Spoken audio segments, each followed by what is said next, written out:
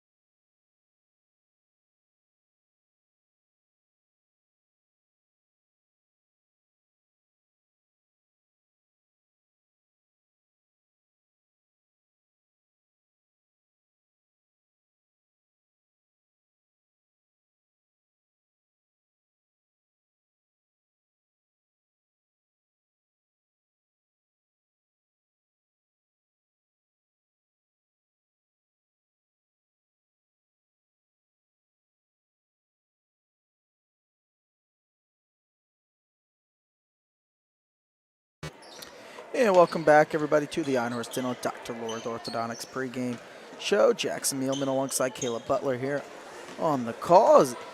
Should be a great night of basketball. We're getting women's basketball back as doubleheaders both nights this week in Paola. For Paola, they come into the night 7-4, picking up 2 wins out in the Burlington Invitational after dropping their first round matchup. They would then go on to beat Burlington, and then Sabetha was their last game with a comeback victory It was, where they beat Sabetha 33-30.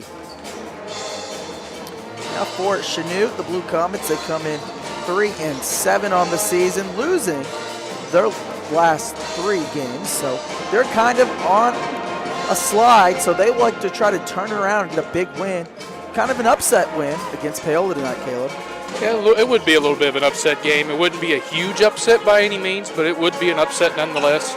So the Lady Panthers need to come out focused. Don't let this Chanute team come up here in your home gym and take a win from you. The Panthers just need to continue to do what they've been doing.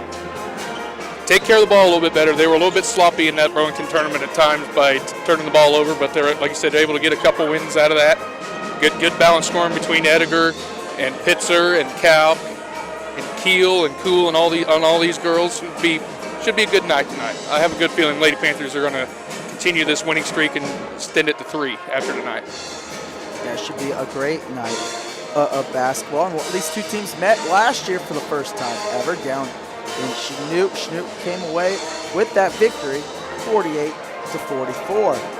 Panthers looking for a little bit of revenge of what happened to them last year. And on a win tonight, they would already have more wins than they had all of last year. Paola was 7-13 last year, looking to pick up win number 8 here in the second year of the Coach Jamie Butler era. She's 14-17 so far her time at Paola. We'll take one last break here, and when we come back, we'll have more for you here on the pregame show. You're listening to Paola Sports Live on the Iron Horse Dental and Dr. Laura's Orthodontics pregame show. We'll be right back.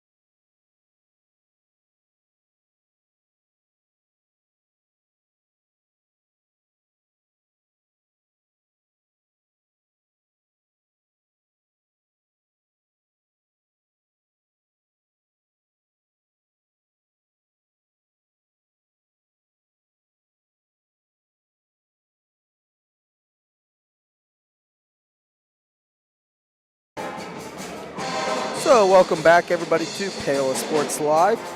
It's a pink out, Caleb, as tonight they're supporting breast cancer awareness. So should be a great night of Paola basketball. We'll get you the starting lineups in just a few seconds. But Caleb, what are the keys tonight for Paola if they want to pick up their 8th victory in the season?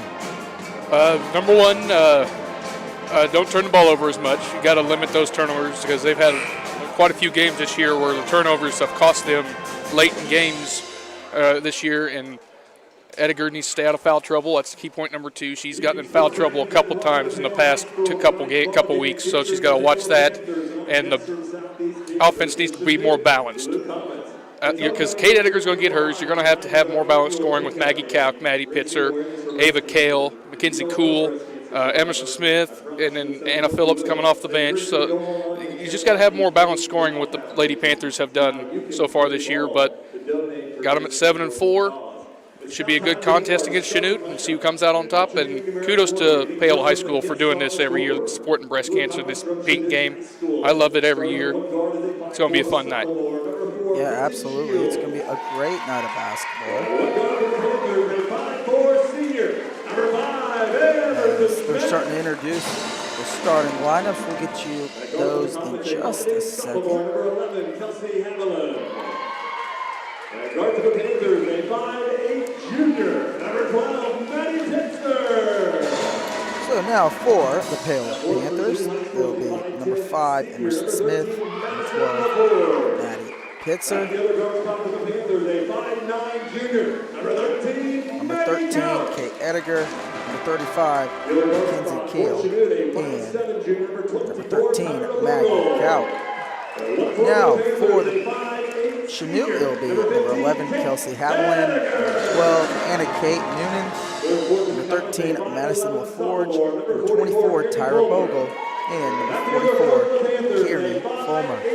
So those are the starting lineups for both of these two teams, as it should be a great night of basketball. We'll take one final break here, and when we come back, we'll have more for you here on the pregame show. We'll be right back.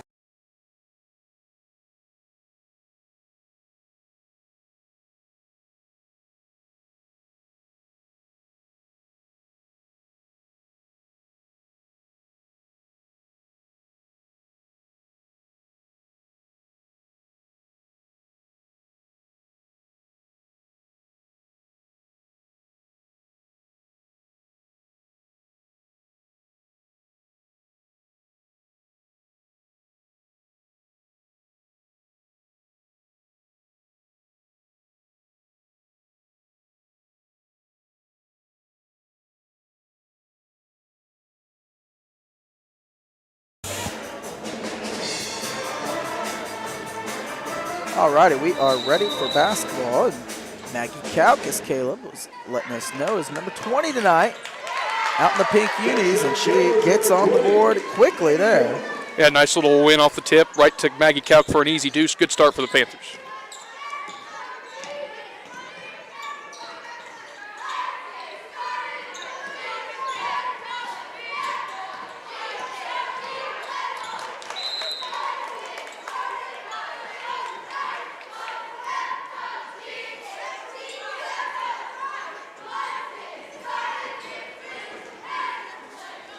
So Chanute will throw it in underneath. And if Panthers are able to get some production like they just got there, as a steal here, goes Maddie Pitzer. Ediger, Euro steps her way inside. Get her for a travel. Kind of drug that back foot on that Euro step. That's unfortunate there.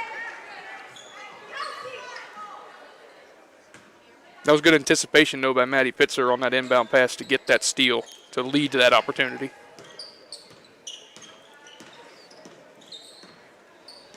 So 2-0 our score. Second possession of the game for Chanute. And Kate Ediger forces a turnover, knocks it off of the Chanute player and out of bounds. So another turnover for the Chanute Blue Comets with 2 to start the game.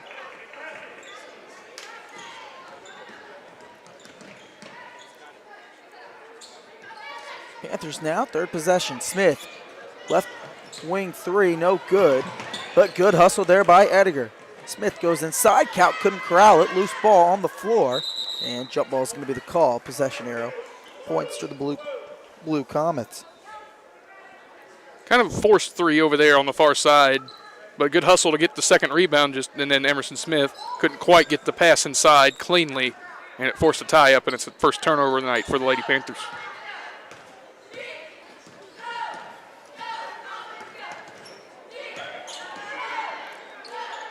Jumper from the free throw line is no good. Taken away here by Kauk. Kauk on the run. And foul from behind. And it's the first of the game. It's going to go on number 4, Peyton Shields. Whistle the foul, Chanute number 4. Peyton Shields has picked up her first. Chanute team foul.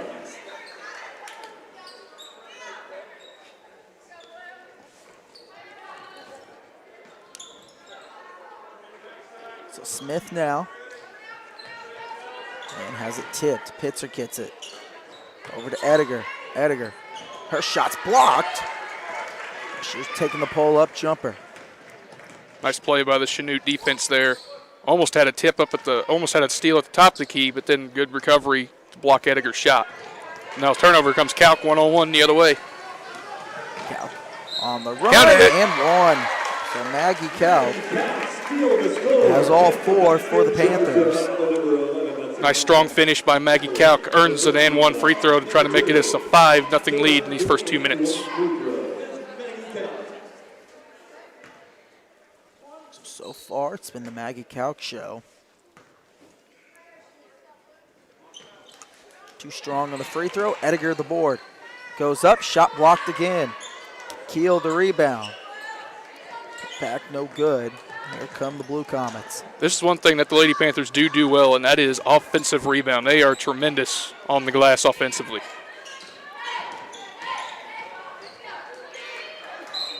And shot is up, and we're going to get a foul here on Calc, so that's her first. Foul shot to the Panthers, number 20, Maggie Calc. Starts with the first team foul number 1, at the line shooting the pair.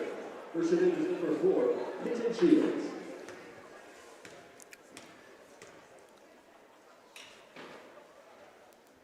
First free throw is up and crawls on in for Peyton Shields. Chanute on the board. First points of the night for the Blue Comets. And Shields goes 1 of 2 from the stripe. Here comes Paola looking to add to their lead.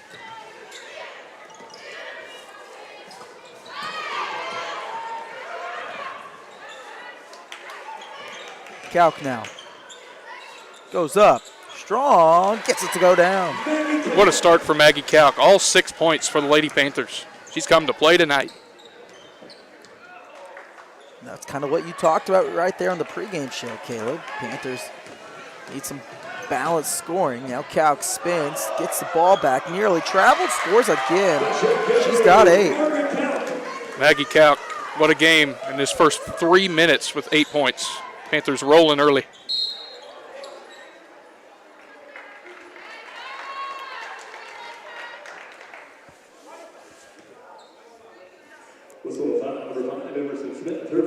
So Smith picks up her first.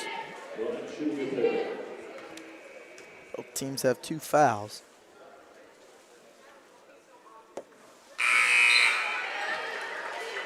Line change here for the Panthers. 3 new subs, Foster, Phillips, and Kale all check in as Smith, Cool, and Pitzer go out.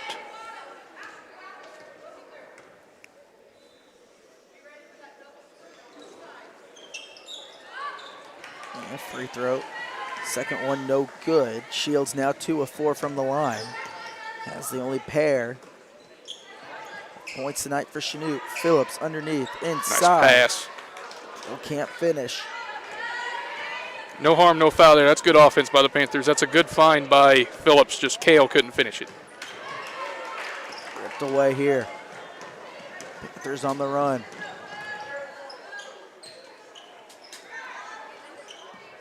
Phillips now gets it to Ediger.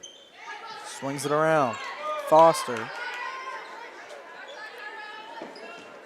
Ediger takes the 3. Is short. Loose ball. Chanute comes away with it. Ediger pokes it. Right in the hands, though, is Shields. Shields at point. Blue Comets still looking for their first field goal of the night.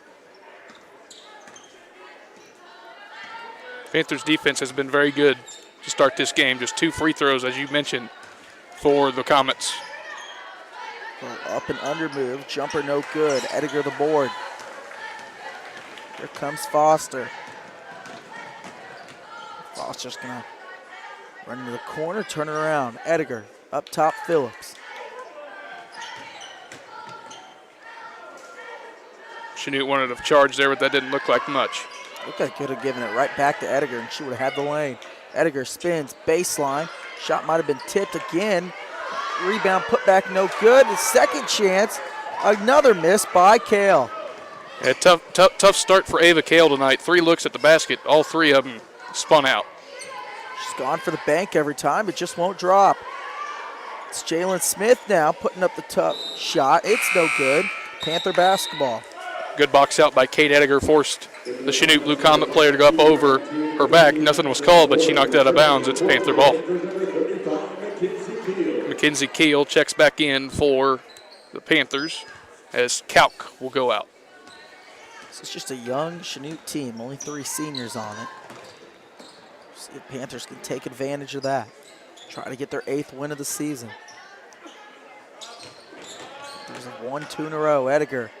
And it goes right through the hands of Keel. It's one of those where Ediger lost track where she was on the floor and was forced into a bad pass. A fast-paced first quarter. Ediger now. Drives the baseline. She's cut off. Nice pass. Underneath, and this time it goes down for Kale. Tremendous pass that time by Kate Ediger. Made up for that last possession. Finds Kale wide open on the opposite block for a bank in deuce.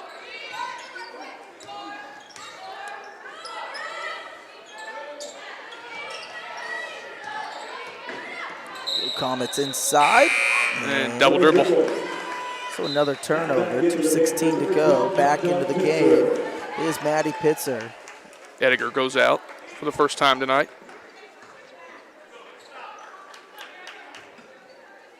So 10-2. It's been a fast-paced scoring night for the Panthers, especially for Maddie Kalk.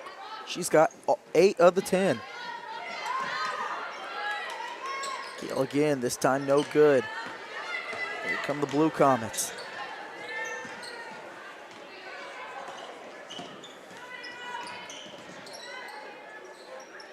Three on the way, no good. Phillips grabs the board. There's Preston Keating with the miss. Foster now gathers herself. Great pass inside, but Kale just can't finish. Ava Kale just can't find the touch so far tonight. She did make one, but now she's 1 of 5 on the night with 4 off the rim spin jobs and out. Second chance here, no good. Missed by Shields. Panthers on the run. Foster, fast break, takes it all the way. A lot of contact and blocking foul here. Foster's going to earn herself a trip to the line to shoot 2. Here's an opportunity for Foster to get some points. She don't score very much so far this year. This is her opportunity to get a couple free throws and get some confidence going for her. And it looks like Chanute is going to take the timeout. So timeout here. When we come back, wow. Basketball, Foster at the line. We'll be right back.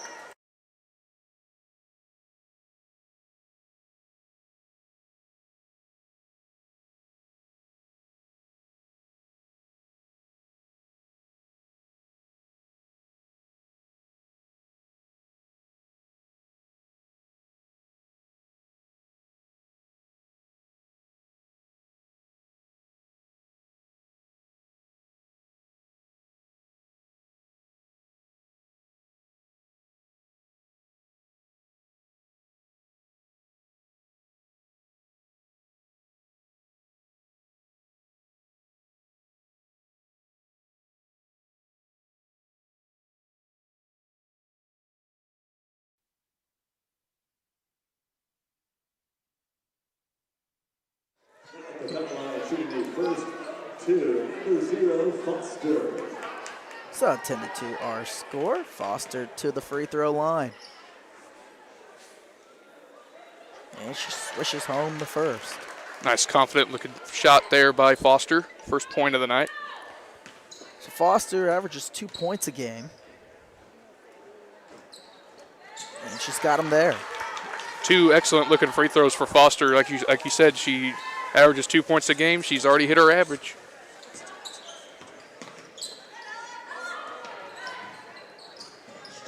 And that's possibly another turnover, and it is. So another turnover. Chanute has been very sloppy here. And Coach Dustin Fox, that's not what she wants. No, not at all. Chanute looks discombobulated right now. Nothing going offensively except for 2 free throws. They haven't put up many shots in this first half, or this first quarter. Panthers seem to do whatever they want to do and do it effectively. 6 seconds. Over to Phillips. And Panthers got to get a shot off. And turnover. There's 46 seconds left. Tough pass by Emerson Smith there. Foster couldn't quite handle it. And an unforced turnover for the Lady Panthers.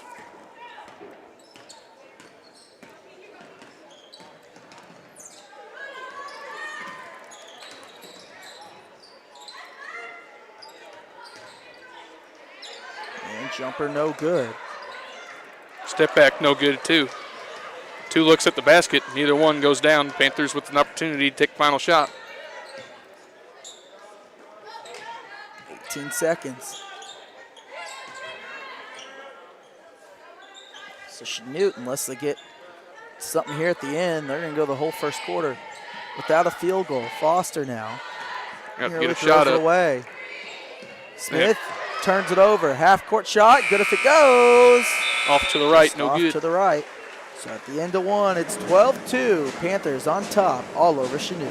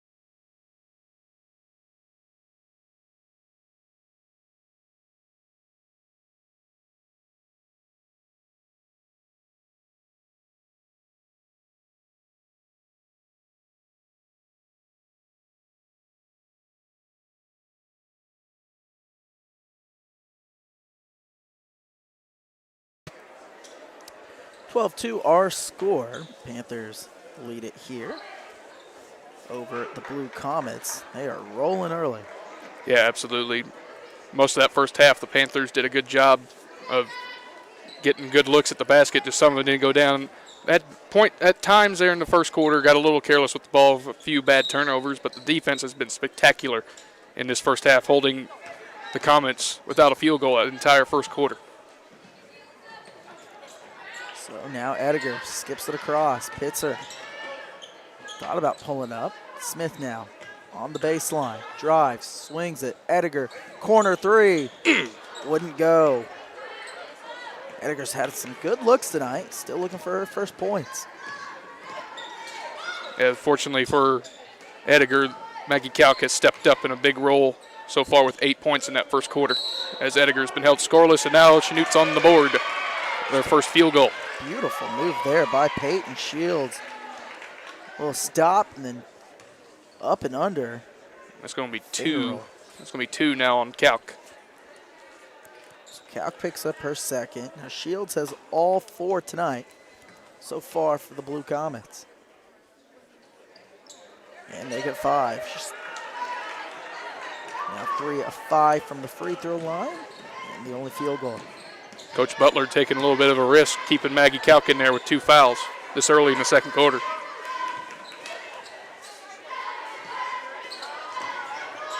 Ediger Nice. Oh, goes up, can't finish. there's a lid on the Panthers' basket.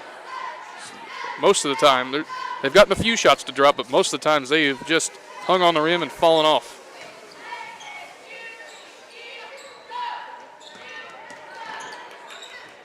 And Shields nearly loses it. Takes the 18-footer. Won't go down. Chanute's going to need a lot out of her. Pitzer now. Over to Smith. Kalk. 3 is good. Maggie Kalk on fire tonight. That's Probably why she's still in there, Caleb. Oh, absolutely. You got to keep your highest scoring person in the game right now, and that's Maggie Kalk with 11 first half points. She is playing very well tonight. Now, if she can just keep from fouling, picking up that 3rd foul, and that's good offense by Chanute. Beautiful pass inside from Shields as Kearney Fulmer gets on the board. first time a Blue Comet scored, not named Peyton Shields. Couch swings it around, and timeout here. Yeah, Coach Butler takes her first time out of the night. We'll take it with them. You're listening to Paola Sports Live. We'll be right back.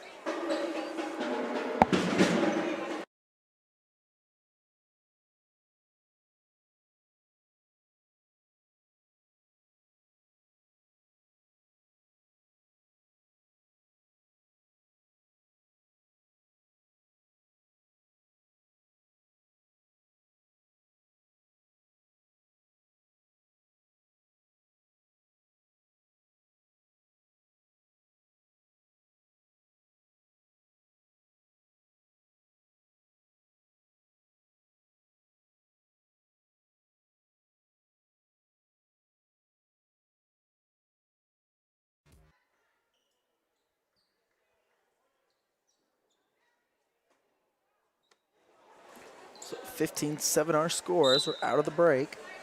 Panthers trying to extend their lead. They swing it across. Smith thought about the three and travels. Yeah, it's one of those where you're that open, might as well take it, because the minute you hesitate, you're vulnerable to turn the ball over, and that's what happened right there to Emerson. Tough break. Chance for Chanute now. Get themselves back in this game, down 8, as they try to cut down into this lead.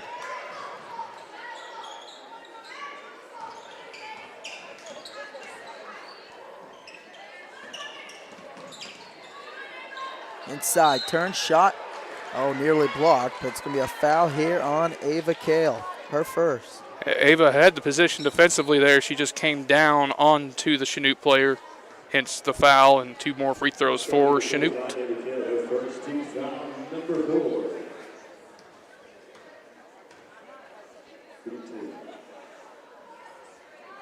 Free throw up and no good. It's Tyra Bogle at the line.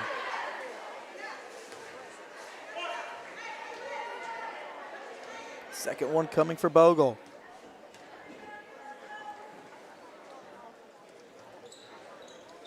It is up and too strong. Pitzer goes to grab the board.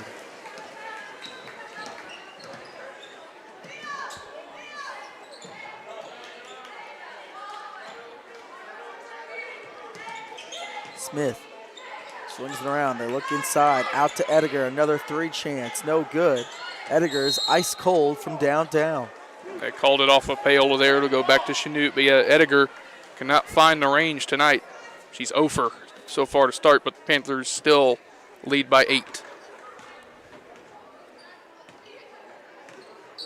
Like I said, Ediger's been getting good looks all night, just hasn't been able to find the range yet. Shields drives left, spins, may have gotten away with a walk. Jumper, no good. It was missed by Jalen Smith. Here come the Panthers. Up ahead to Keel. And Pitzer gets it back, takes the floater, no good.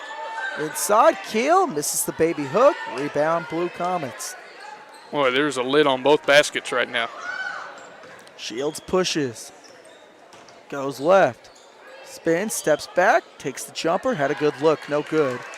Good, the board. Good defense by Pitzer, and then Shields makes a mistake by fouling near the midcourt timeline. So that's her first. Well, that's her second, excuse me, and she's going to have to be careful. Shields tonight got 5 points. You can tell she's Chanute's best player. And she comes out of the game with the 2 fouls. So now Chanute's really going to have to find ways to score points. Sitting it across court to Phillips. Up ahead, Pitzer. Pump fakes. Out to Kale. Inside. Keel now. And has it stripped away and thrown off her leg. So tremendous defense there by Jalen Smith, the 5'6" sophomore. Heads up play by Jalen Smith to throw it off of Mackenzie Keel and force the turnover. Panthers getting a little sloppy in the second quarter. Now driving, easy layup here. It's Tyra Bogle, her first 2.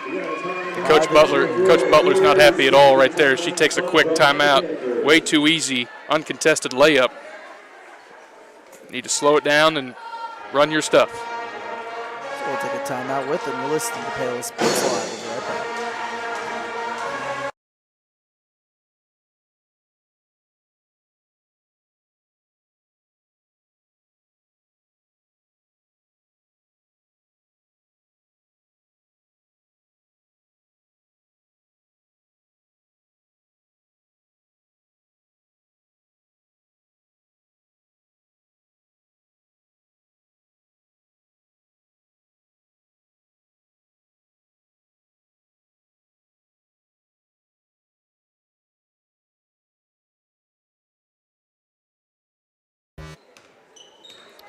(15-9) our score, and Coach Butler's used 2 quick timeouts in the last 2 minutes. Here the second quarter, and the Panthers come out and turn the ball over. Whole new 5 coming back in for the Panthers. Coach Butler's not happy with her team right now as she, like I said, brings in 5 new players. Don't get to see Haley Hines and Jade Mead. Two players that really haven't got much playing time this season for the Panthers, but another easy 2 here. Stuns Jalen Smith. Lead is down to 4. It was once 10. Chanute has fought their way back in this one.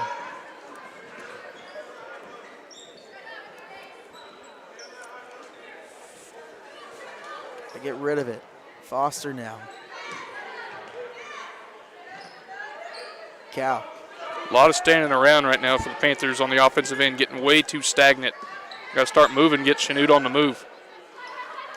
Panthers points all in that first quarter came really from the fast break opportunities from Maggie Kalk, and there, nice drive by her, but she's able to score.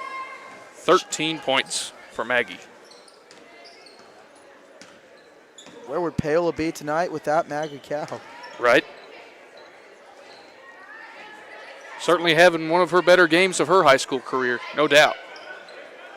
Oh, great pass from behind as Kelsey Haviland went back door. Panthers were napping, and it's another 2 here for the Blue Comets. Kalk now nearly loses it. Chanute wanted a carry there, but didn't get it. And now they commit a foul in the paint. Foul was on the floor. Must have been on the catch. Yeah, that's what they're going to say. Hines went to the free throw line. She thought she was shooting. 3 new Comets come in.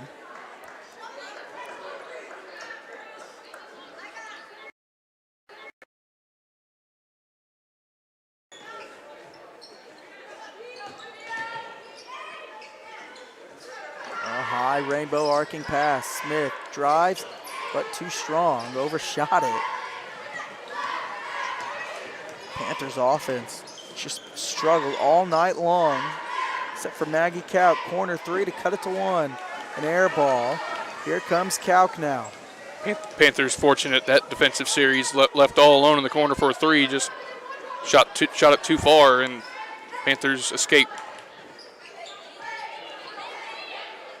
Smith in the corner and travels with it. Turnover Paola. Just way too sloppy in the second quarter. They were much more efficient in the first quarter, but now they're starting to lose concentration and turning the ball over way too much, keeping Chanute in the game.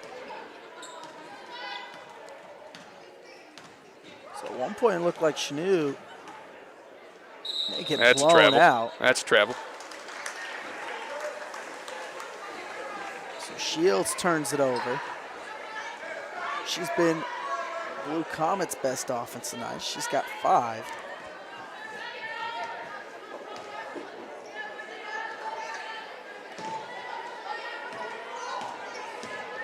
So Kalk gets it across, draws a double T, has to get rid of it, and nearly throws it over Smith's head. She saves it. Turnover Paola. Turnover woes continue. Almost an and 1 there. But so since Tyra Bogle to the line for the first time, 4th time tonight, Blue Comets have shot free throws now. As a team, they're 3 of 5. All coming from Shields. Bogle, too strong. Chanute has had a lot of opportunities at the free throw line. They have had some missed opportunities, looking like KU yesterday from free throw line, clankety clank. Man, that was a heck of a double overtime win. That was Their last 2 games, man, big wins. last 3. Yeah, The Oklahoma game too. that's true. Talk about having a heart attack. Ugh, those last 3 days have killed me. And if you're a Chiefs fan as well, just add that to the fire. There's another turnover for the Panthers. Turnovers are really starting to pile up on the Panthers. They're having mental lapses when they get across the timeline. Really doesn't matter which 5 it's been. No, it's All been 10 Panthers have struggled tonight. absolutely. Outside of Maggie Calk's offensive prowess, Panthers have been struggling.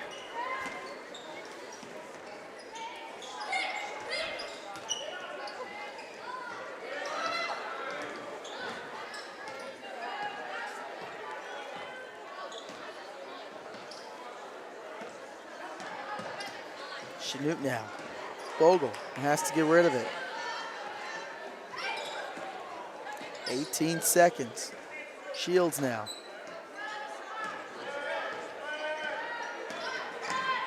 Shields drives. Uses her arm just to push off. Smith goes to the floor. And jump ball's the call. 5 seconds to go. Possession arrow. Points toward Paola. Opportunity here for the Panthers to get something before the end of the half. They really need something to give them a spark going into the locker room. They got to go. And Hines Good if it goes. That's too strong.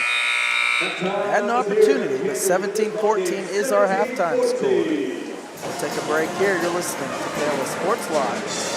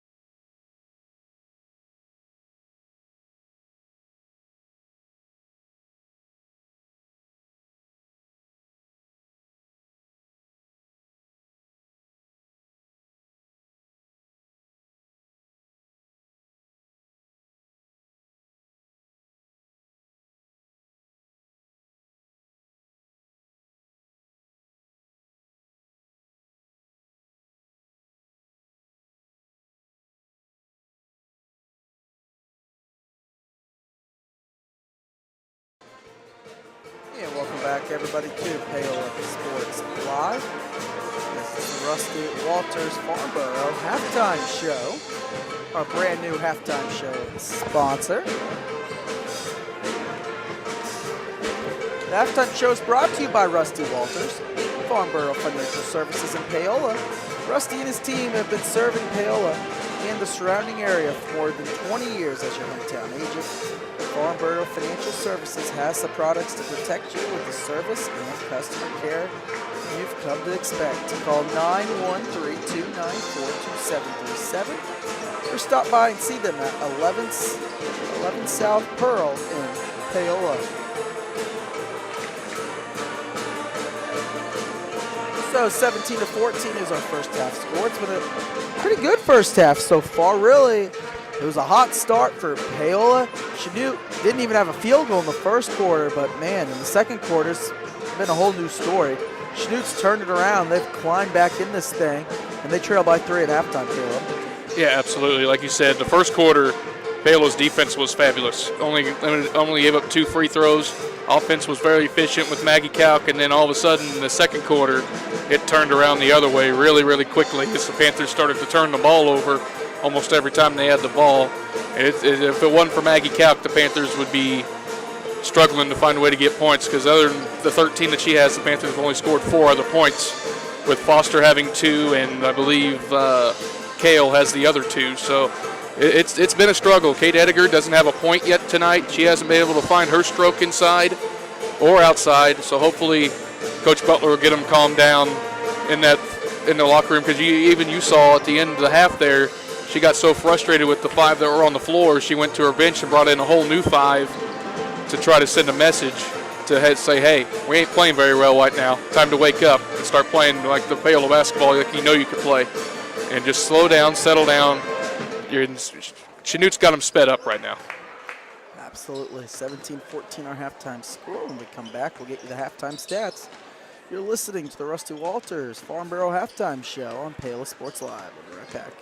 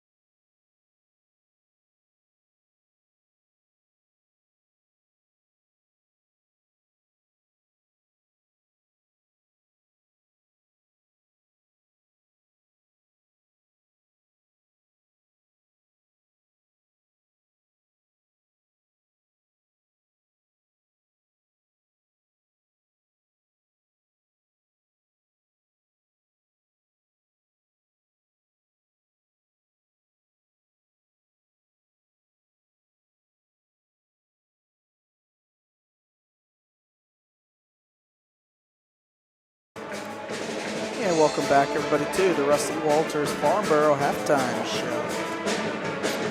First half stats now. Here we'll begin with the Blue Comets of Chanute. Peyton Shields had 5. She's the leading scorer tonight for the Blue Comets. Kelsey Havlin has 2. Emma Atherton has 3. Taylor Lansdowne, Kieran Fuller has 2, and Jalen Smith has 2. For the Panthers, Ella Foster has 2 from the free throw line. Maggie Kalk has 13. She leads all scores tonight and is the only one in double figures. And Ava Keel has 2. Those are the first half stats. We'll take one final break here. When we come back, should be ready for the second half. You're listening to Paola Sports Live.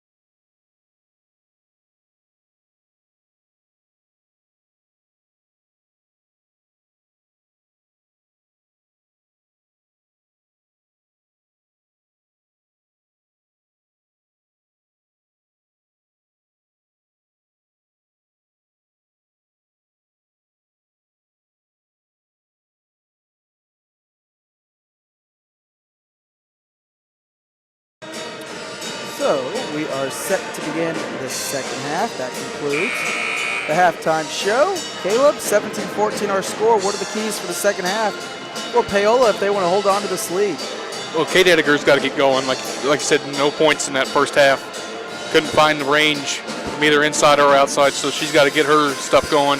And the Panthers just need to quit turning the ball over, run their stuff, slow the game down, and keep playing good defense. They'll come out of here with a W. And for Chanute, they've trailed the whole game, but man, that second quarter they looked really good. What are they going to have to do if they want to come back and get their second straight win against Paola? But they're going to have to somehow keep Kate Edgar down like they did the first half. I honestly don't think Kate Edgar's going to go scoreless in this game, so they're going to have to limit her to 10 points possibly if they're going to have a chance in this game. And they got to find other scoring than Peyton Shields in that first half. So it's a fairly even ball game. See what happens.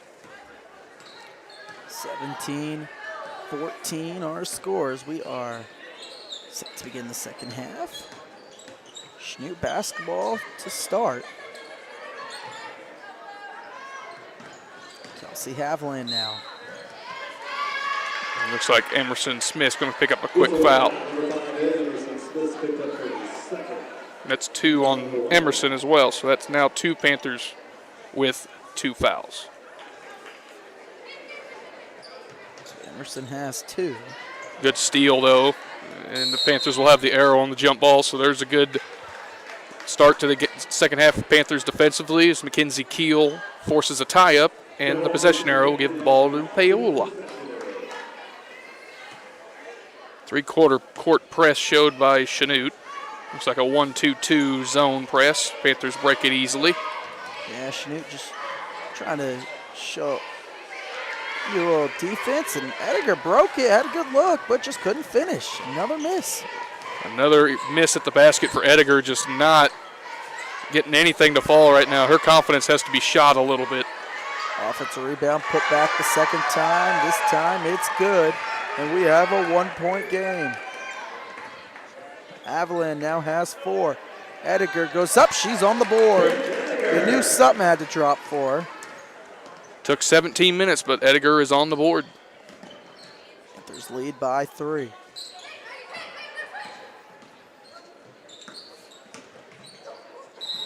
And we're going to have a travel here on Chanute. So another forced turnover as Ava Kale checks back in for Paola. Yeah, big turnover there.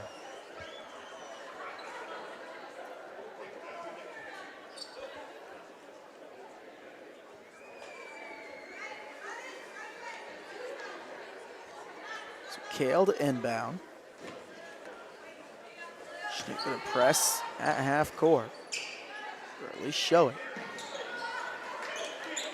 And Panthers break it easily. Pitzer had a good look at the lane as she wanted to drive. Tough pass. Yeah, just a tough pass. Another turnover. Right idea by Keel to finally cutting Kale, just thrown too high.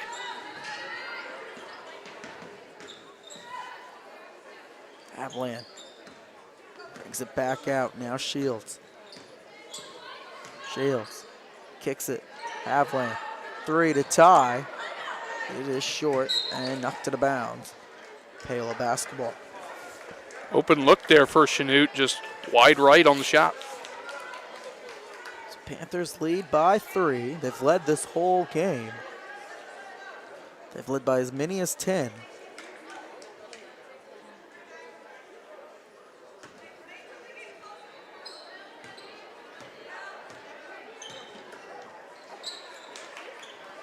Now Kalk.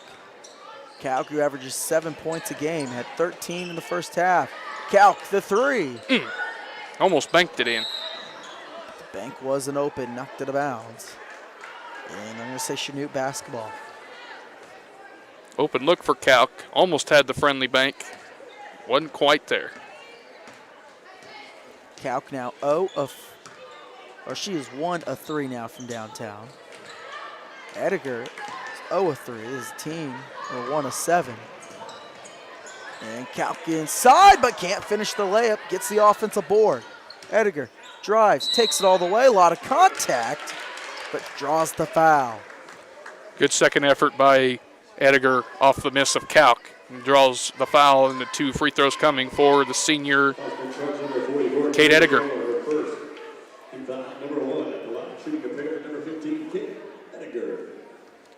So Ediger, first trip to the line, too strong. Ediger, an 80% free throw shooter. She has struggled a little bit from the line the last couple weeks. She's got the Ochai Abaji issue right now. Getting a little nervous at the free throw line. Got that one. Gets the second one to go down.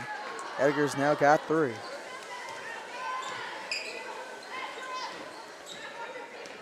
Two-possession game now. Chanute still trying to make a comeback. A nice drive and score there by Tyra Bogle. Bogle now has 5. Back to a 2-point game. Kalk to Ediger. Lines up the 3. Shazam! Pure swish from 3 for Kate Ediger. She's got the Panthers' last 7 points. She's rolling now. Ediger, 7 all in the second half. Panthers lead by 5 now. That was just the second made 3 here by the Panthers. Ediger all the way, draws a foul, going back to the line. Yeah, you can tell Ediger's playing with a little bit more aggressiveness in this second half. She was very frustrated in that first half, going scoreless. Now she's gotten the Panthers' last 7, possibly 9 if she can knock down 2 more free throws. Yeah, it's very hard to keep Kate Ediger scoreless for a half, so let alone game, you know that's not going to happen. Ediger now 2 of 3 from the line. She's got 8.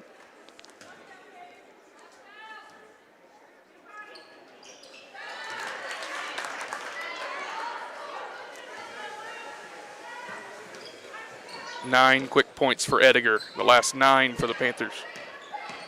25-18 our score. Panthers pulled back within 7.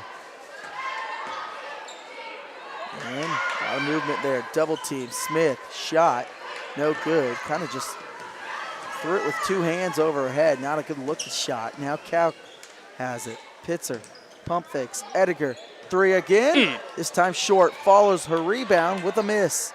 Loose ball, but the Panthers all over it. Chanute was just standing around. That 3 ball looked straight on line from our angle by Ediger, just came up a little short. Panthers now with about the 4th opportunity on this possession. So it was Haviland who knocked it out of bounds. Anna Phillips checks in for Mackenzie Keel.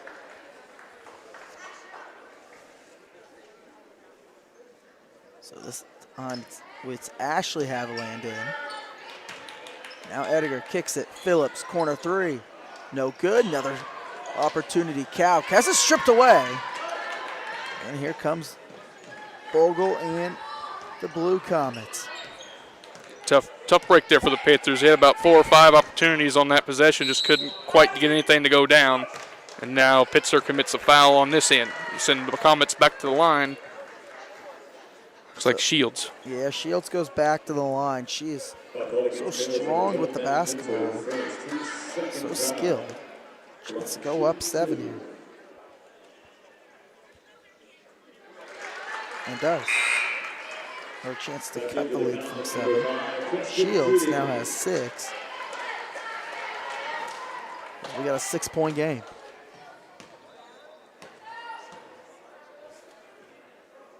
And they're going to have a lane violation on Chanute, so that free throw, even if it would have went in, would not have counted. Yeah, I believe that's on Wicker, the freshman. It is. It's just a freshman mistake.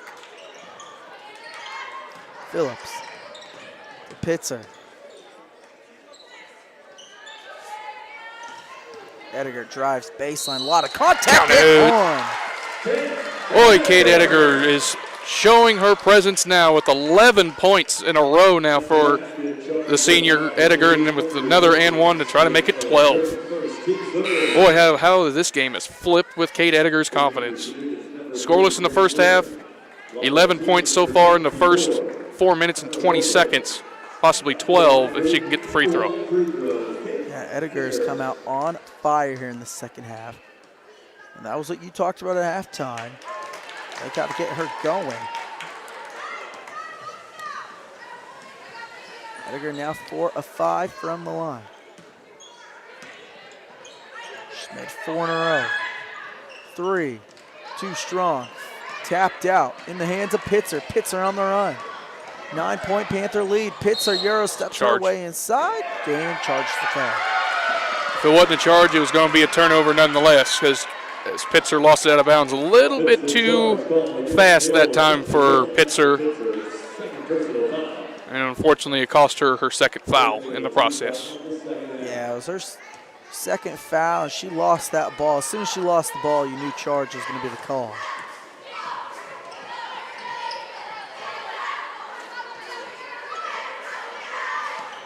Now, Shields. And it's stolen away by Ediger. Ediger's got numbers, takes it all the way herself, and she'll shoot more free throws. I love the aggressiveness of Kate Ediger in these first 5 minutes of the second half. You can tell the Panthers' offense is starting to click a little more when she is grooving, and she is right now. Back in the charity strive, shooting the pair will be number 15, Kate Ediger. So Ediger to the line. That was the first free throw. She's now made 5 in a row. She's 5 of 6.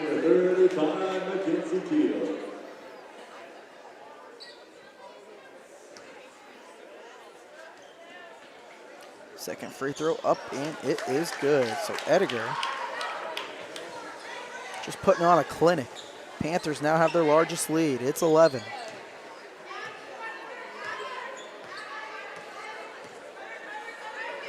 So Maggie Cow did it in the first half. Second half, it's been the Kate Ediger show.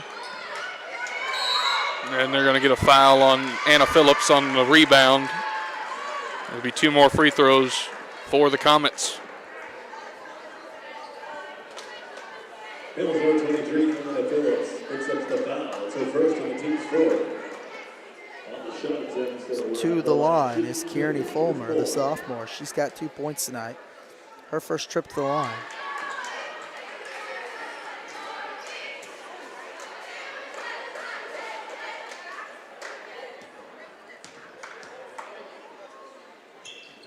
So Fulmer misses them both.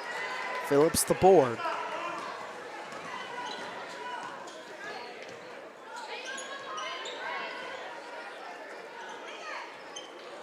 Calc, the 3, too strong. That was Ediger that shot that 3, just came up a little short, but what a hustle by Ava. Kale couldn't quite save it though, as Chanute has it. Shields now spins, drops it inside. Loose ball, and great effort there by Keel. She knocks it free, stays here with the Blue Comets.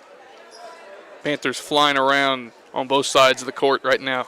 Looking much better than they did in that second quarter. Comes Calc back in the game. It's Anna Phillips will come out.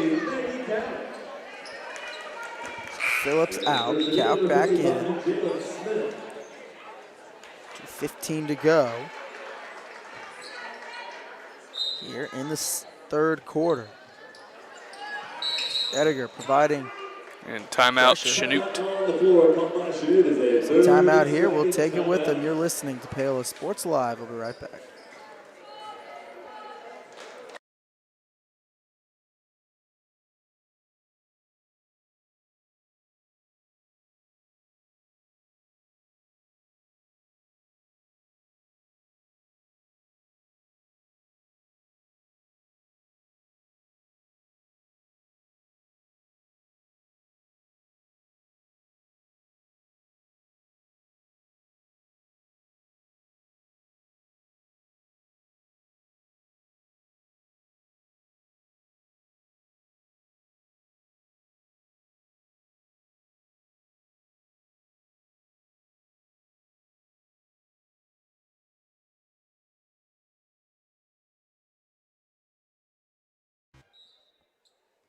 Oh yeah, I know. It's 30-19 our score.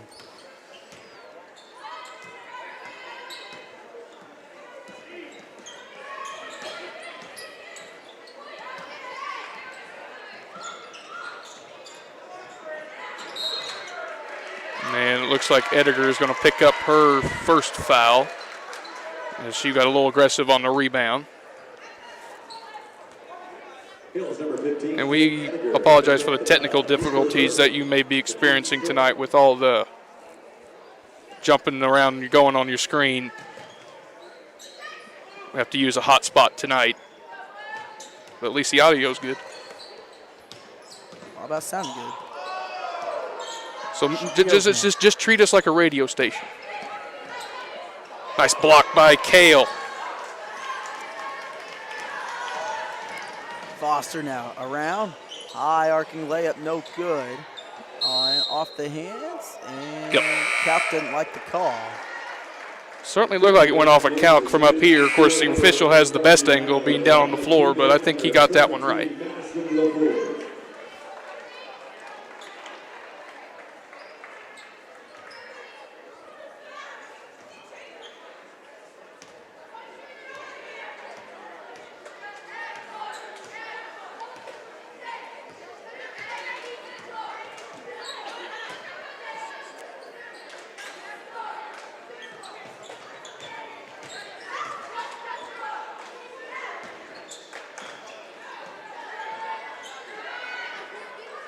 Three, too strong. Foster now. Comets are ice cold from three-point range. I don't believe they've made one tonight. I think they're 0 for like 7 or 8 from three-point line so far tonight. Panthers aren't much better, but they've hit a couple. And bad turnover there by Foster. Good hustle though to get it back. Foster gets it up, and now Keel. Foul on the floor though. Good hustle by Foster to make up for her mistake on that pass, to force a turnover back and give the Panthers a possession again.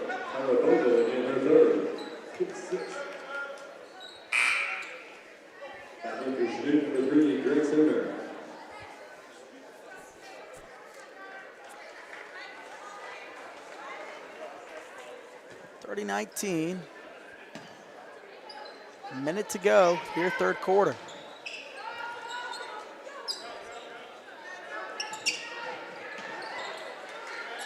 Ediger to Cal. Ediger lines up the three. That was on line again, just short. She's had about 3 or 4 of those in this second half that have been straight on line, just a little short. She's left them all short tonight too, except the one that's gone in. It is definitely a pretty looking shot when it goes up in the air though. Here's Chanute, an opportunity to get this down to below double digits with the basket here, but a nice scrappy play, but they got it back. Smith kicks it. Baseline jumper, no good. Smith and goes to the floor, fight for the ball. Ediger comes out with it. 23 seconds. She's going to take it all the way, and a lot of contact. Ooh, I don't know about that one. Oh, they're call a charge on Ediger. I'm not sure about that one. That was a hip check by the Chanute defensive player there. Ediger made a nice move, making the cut, forcing the contact from the Chanute player. It's just the official said charge. That one was questionable. Oh, I agree. Coach Butler didn't like it either. She was shaking her head on the sideline about the call. 5 seconds. Phillips. Good. 30-19 is our score as we head to the fourth quarter. All Panthers right now. We'll see if they're able to hold on over Chanute.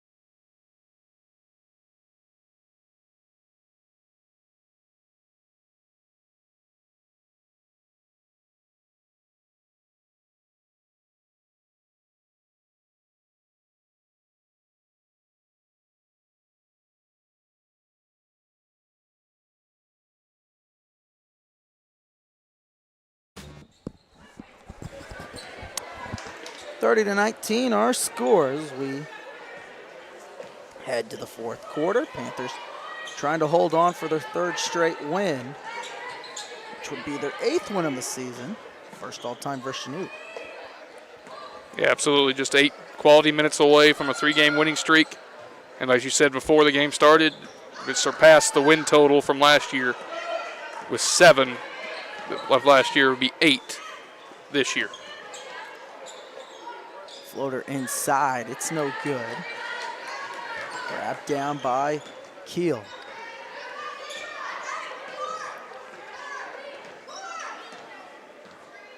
Foster now to Calc. 7:13 to go. Calc hasn't scored in the second half. Missed there. Edgar, the board, loses it out of bounds. Turnover, Paola. Yeah, it's the half completely flipped from Edgar to Calc. And from Calc in the first half, she had 13 in the first half, and now it's been the Kate Edgar show for the Panthers this half, I believe with 14. We got a timeout called by Chanute. So we'll take it with them. You're listening to Paola Sports Live. Right back.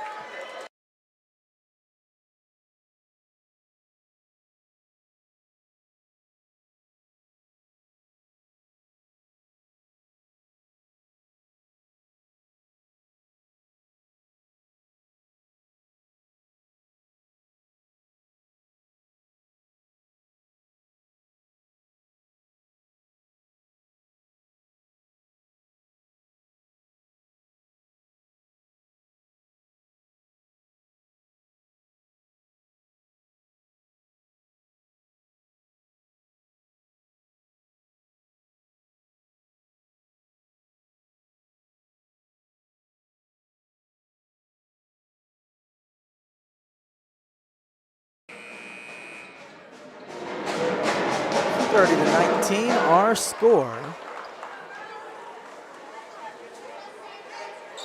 Just about 7 to play here. Panthers trying to hold on.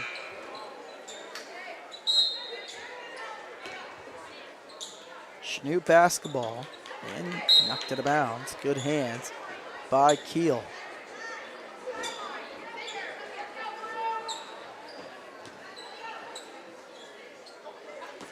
And Bogle gets it in cleanly this time. Shields now brings it across half court.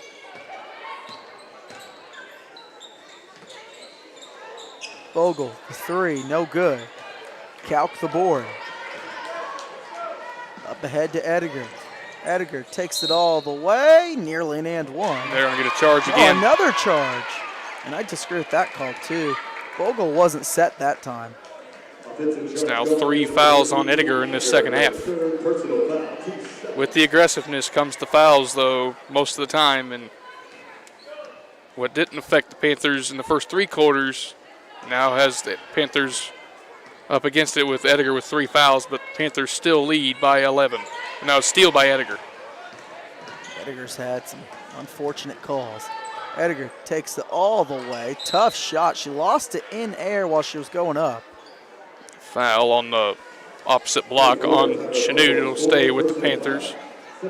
That's number 4 on number 24. Yeah, that's Tyra Bogle.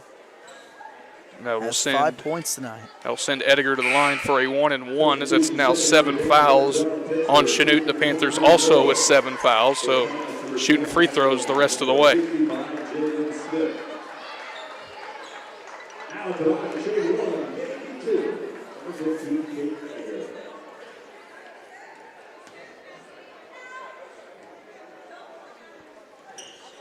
Free throw good. Good by Edgar. Edgar doing a nice job at the free throw line. After missing her first free throw, she's made 7 in a row. Yeah, Edgar is now 7 of 8 from the line. Now 8 in a row. 8 and 9. She's been a scoring machine. All her scoring's come in the second half. I believe she has 16 in the game, all in the second half, like you mentioned. I believe they're the last 16 for the Panthers. And a timeout. She has all the points here in the second half. Timeout, Chanute. So we'll take it with them. You're listening to Paola Sports Live. We'll be right back.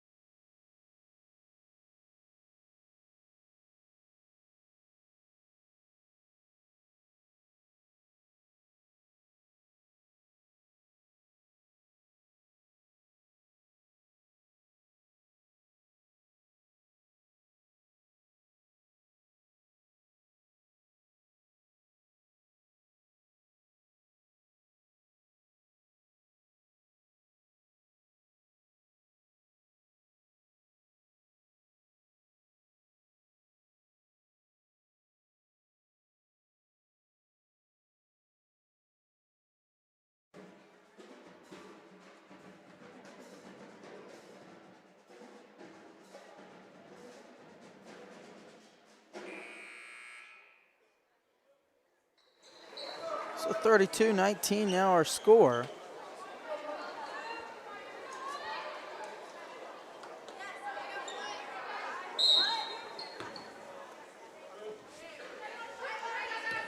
Chanute basketball.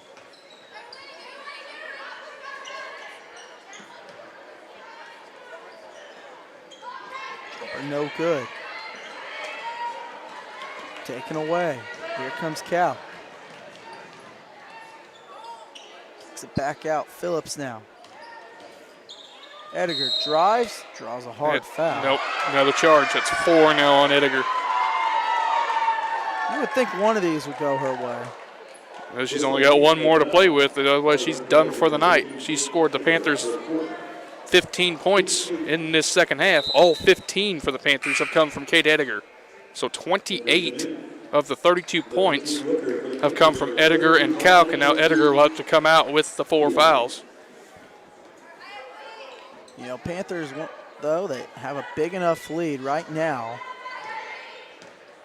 They're in a good enough position. Try to hold off.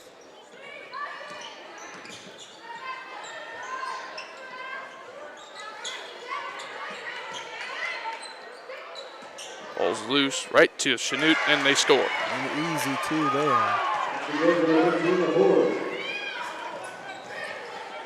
Now we have a loose ball, and Chanute's going to have a breakaway here. So now, Chanute, chance, try to get themselves back in this thing. We have a jump ball, and that will give the ball back to the Panthers. So costly turnover for the Blue Comets. But now the Panthers offense, the last couple of times with Kate Edgar on the bench, has become stagnant once again. Now full court press showed by the Comets. Panthers lead by 11. 5 minutes to go, just trying to hold them off.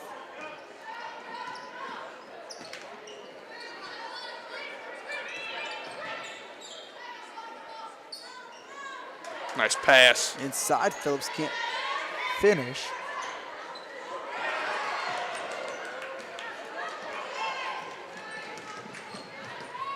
Now, Shields, shot blocked. Shields gets it back. Jumper, up, in and out. Chanute's offense has just gone cold all second half. They've had plenty of chances now to get back in it. That's a double dribble. Just mental lapses by the Panthers without their best player in the game. So Foster back in. So we're near the halfway mark.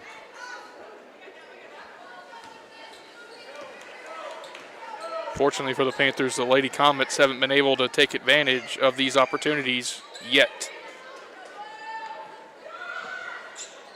Corner 3, no good. And over and back should be called.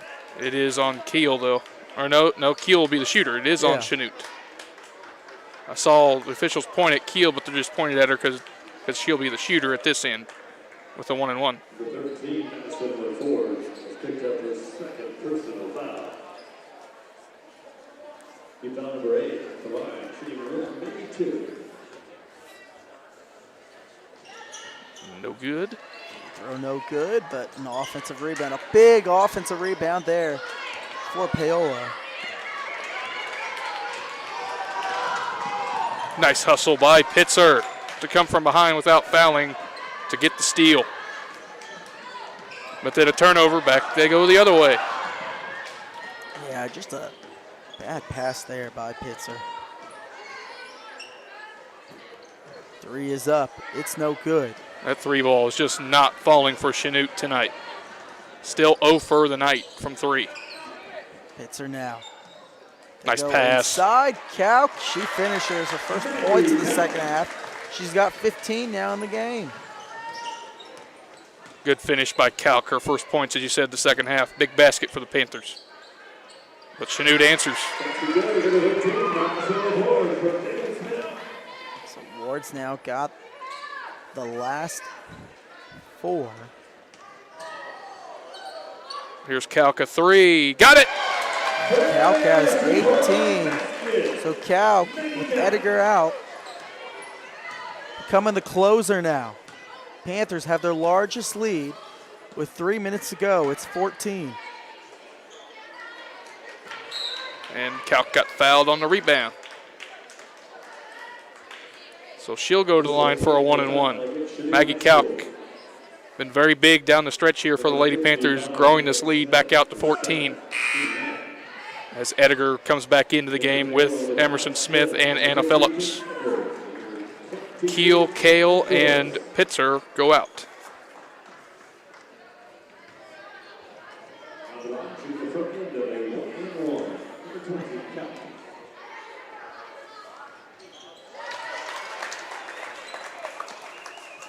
So 37-20 now. So Calc at the line. She's got 19. This could be her first 20-point game of the year. How about that, Caleb? Now she's got the last 7. Yeah, absolutely. Maggie Calc having the game of her career here at Paola High School. What a game for the senior Calc. No good. Here comes Edgar. 2:33 to go. Panthers can start to wrap things up. Maggie just jumping around in the lane. Give me the ball. And one. Count the basket. Maggie Calc again. Maggie Calc on a 9-0 run by herself. It's been a game of Maggie Calc and Kate Edgar runs, not Paola runs. No, it's 2 players. 2 players tonight, and they are leading the charge tonight, putting the Panthers on their back. Maggie Calc now has the same amount of points as Chanute as team does with 23. Calc with 23. Panthers by 19. Chanute did their best. They played a little tougher defense in that second quarter. They got this thing within 3. The shots just haven't fallen, and the Panthers have worn them out. And there's a turnover by Maggie Calc as it's a tie-up, and it gives the ball back to Chanute.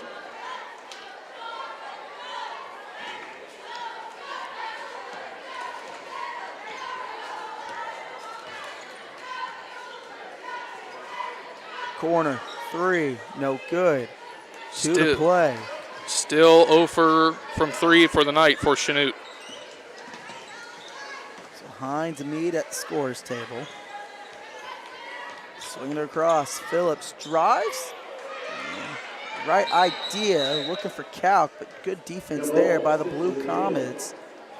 Possession arrow will keep it with the Panthers, as it looks like the evening for Edgar and Smith will be over as they go to the bench. And let Calc's career night stay in there. Foster might have gotten away with the travel there, but she's got her first field goal of the game. Yeah, she's got 4 now. Yeah, nice little basket there by Foster. Like you said, may have gotten away with the travel, but it will take the deuce. Left hand 3, no good. Rebound here. It's Mead.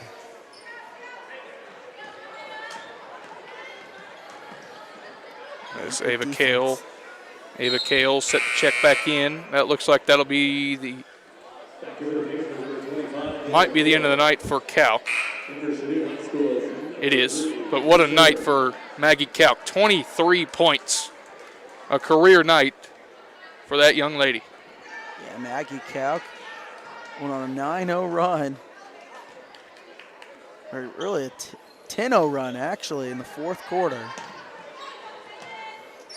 Had 13 in the first half, 10 here in the fourth quarter. Okay, Edgar had a big night, all in the second half. Now 60 seconds to go. Nice pass. Great pass by Phillips.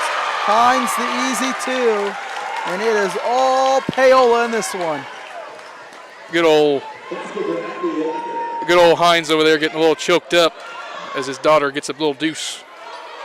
So now Foster up ahead. The Coach Butler squad, they're going to pick up their 8th win on the season. That's more than they had last year. Panthers are now going to ride a 3-game win streak into Friday night as they'll get DeSoto here in this building. And they beat DeSoto last year in DeSoto. So they should have some confidence going into that game. Panthers went 2-1 in the Burlington Invitational last week. It was their first game home. It is a good one. 46-23 is our final score. Paola putting on a clinic against Chanute. We come back, we get our post-game show. You're listening to Paola Sports Live.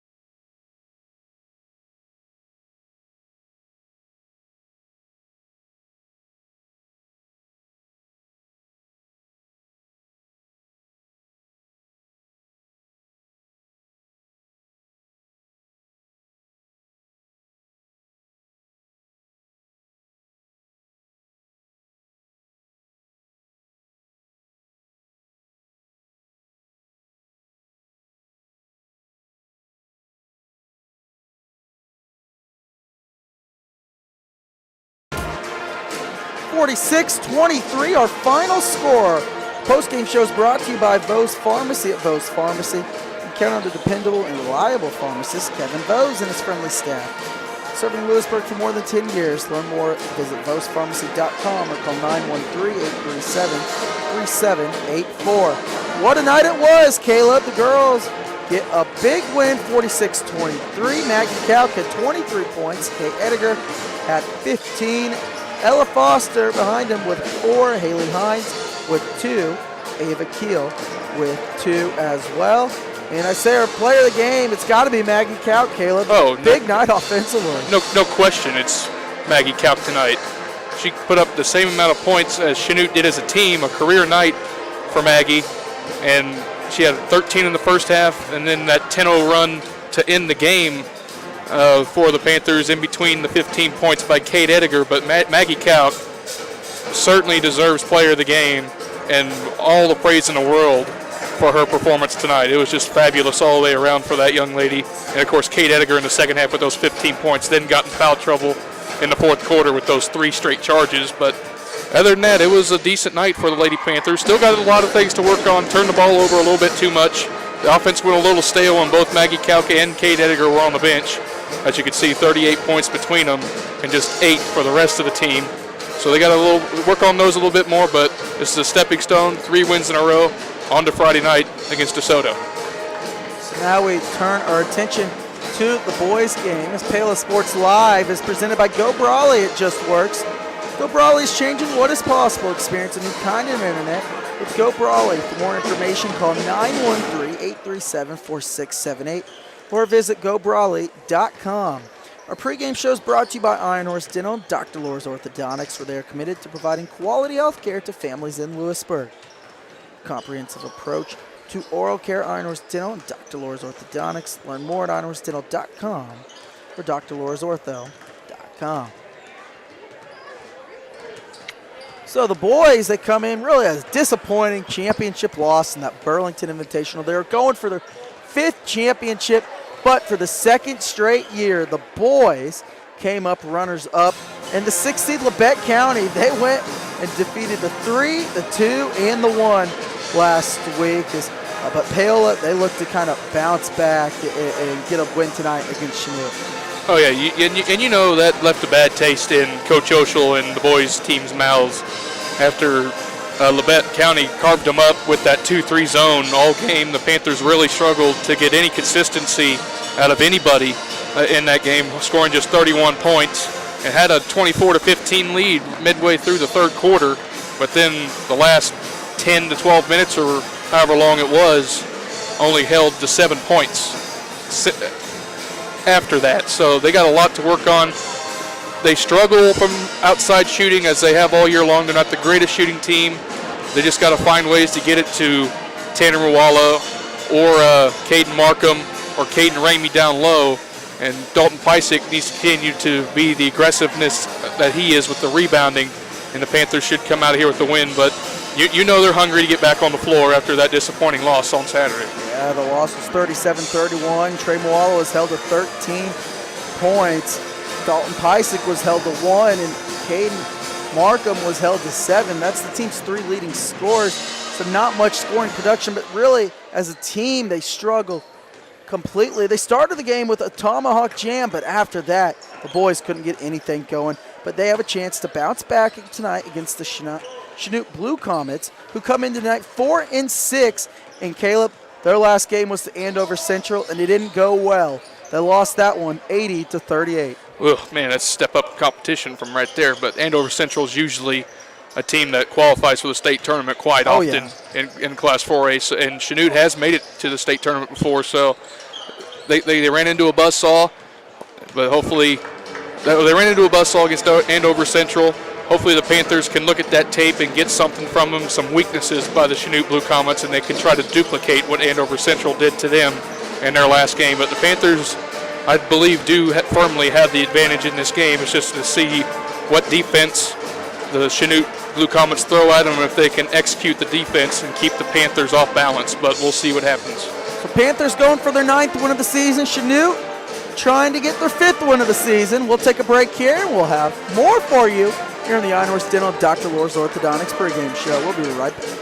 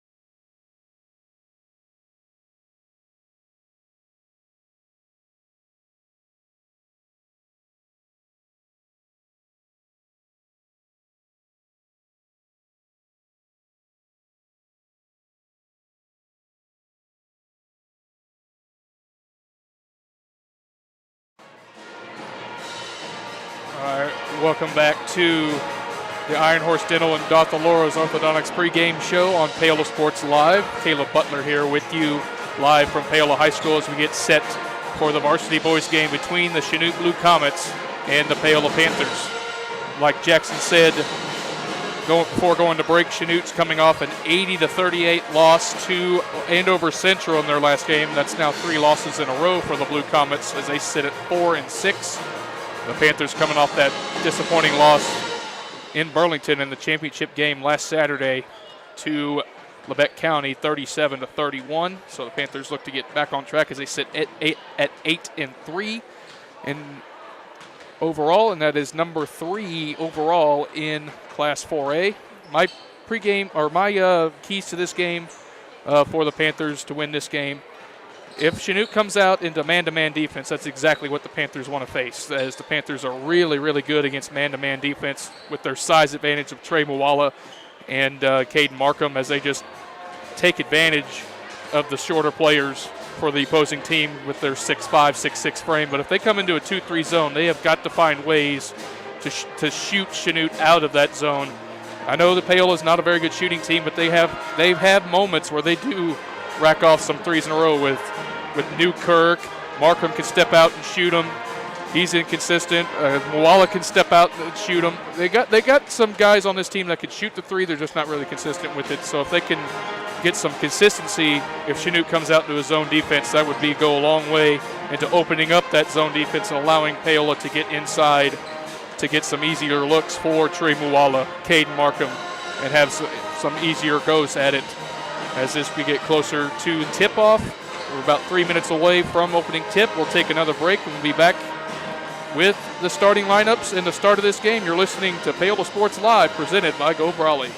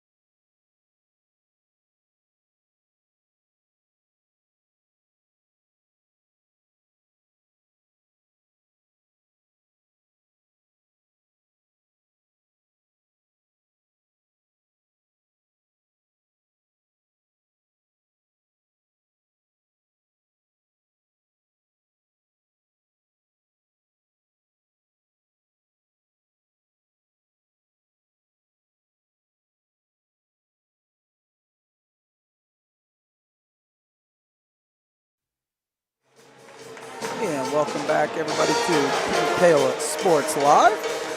This should be a fun night of basketball once again, as both these two teams square off. Chanute looking for their 5th win on the season. They're 1-0 all time versus Paola, winning this game last year, 43-38.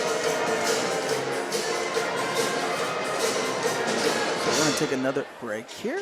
Both these two teams about to take stage, do the national anthem. When we come back, we'll get you those starting lineups. We'll be right Would you back. please rise with your hats and join us in honoring America with the pledge?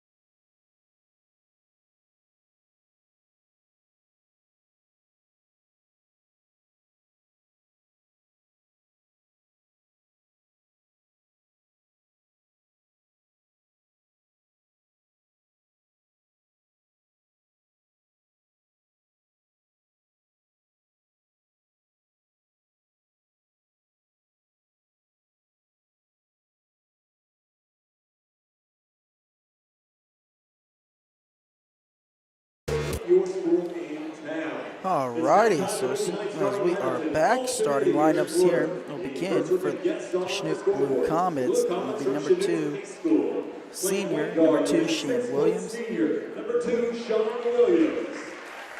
It'll be junior, number 3, Eric Irvin. Number 4, sophomore, Larson Kester. 5, sophomore, number 5, Caden Seamster. And senior, number 13, Cam Kester. 4, Paola, it's 11, Morris. 34, Logan Newkirk back in the starting lineup. 35, Trey Moala, 35, Caden Markham, and 42, Dalton Pysick. Those are the starting lineups for both of these two teams. Ms. Caleb, you got any keys tonight for Paola if they want to come and get a win? Absolutely. Like I said earlier, if the Panthers have to face another zone defense, they have to find ways to get that opposing defense spread out and not just into the paint where it's hard to get looks inside. The Panthers have been very inconsistent of shooting the outside shot this year, but they've had moments where they've had moments where they have knocked them down consistently. Caden Markham, Logan Newkirk, and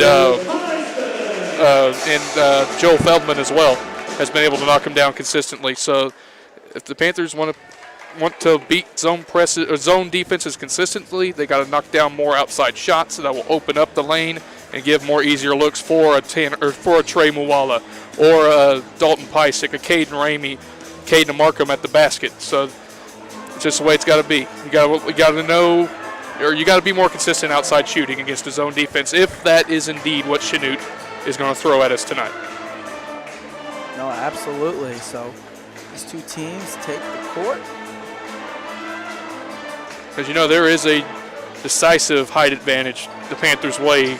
You can just see it in the center circle as Trey Muwala stands at about 6'4" or 5 against the Chanute player, number 5, who is 6'1". Yeah. Easy tip, 1 by Paola. Newkirk, first game back in the starting lineup and draws a foul. 2 shots coming from Logan Newkirk. He had 6 points in his first game back, and then 4 points in that championship game against Labette County. Similar start to this game as it was the girls' game. The girls won the tip, got a quick basket. Newkirk with the same opportunity with the free throws, and he hits the first. Newkirk comes into the night averaging 4.6 points a game. He got them both. Gets both free throws to go down.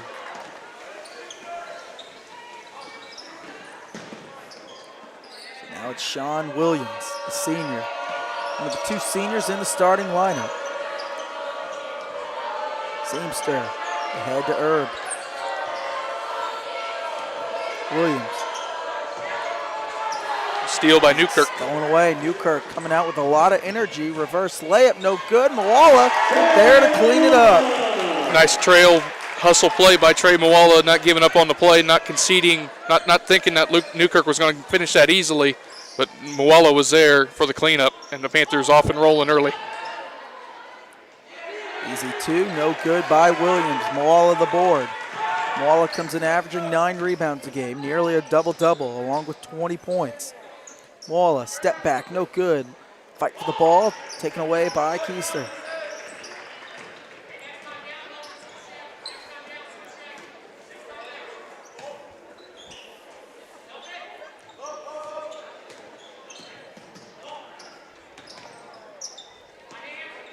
Keister around. Seamster drives baseline, cut off, and was he out of bounds? Yes, he was. Good help defense by Markham to help out Pysick on the baseline and force a turnover. Very well done by Caden Markham.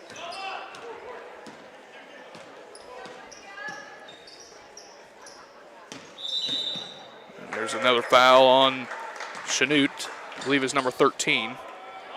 Yeah, it is. So it's on Cam Keister. So the brothers both start together. Cam picked up that foul. The older one, he's a senior. Morris now, 6:25 to go. Markham, who had a big week in that tournament, started last Tuesday, a week ago from tonight, with 19 points against Ottawa out there in Burlington. Followed it up with 13, but just 7 in that championship. Moala, pull up, jumper, gets it to go down. Trey Moala has 4. And timeout on the floor. We'll take it with them, 6-0 Paola. You're listening to Paola Sports Line.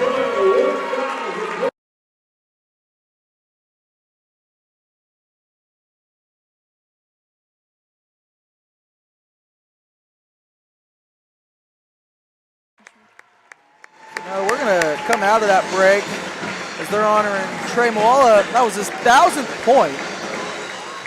We figured that's kind of more important to show, I feel like.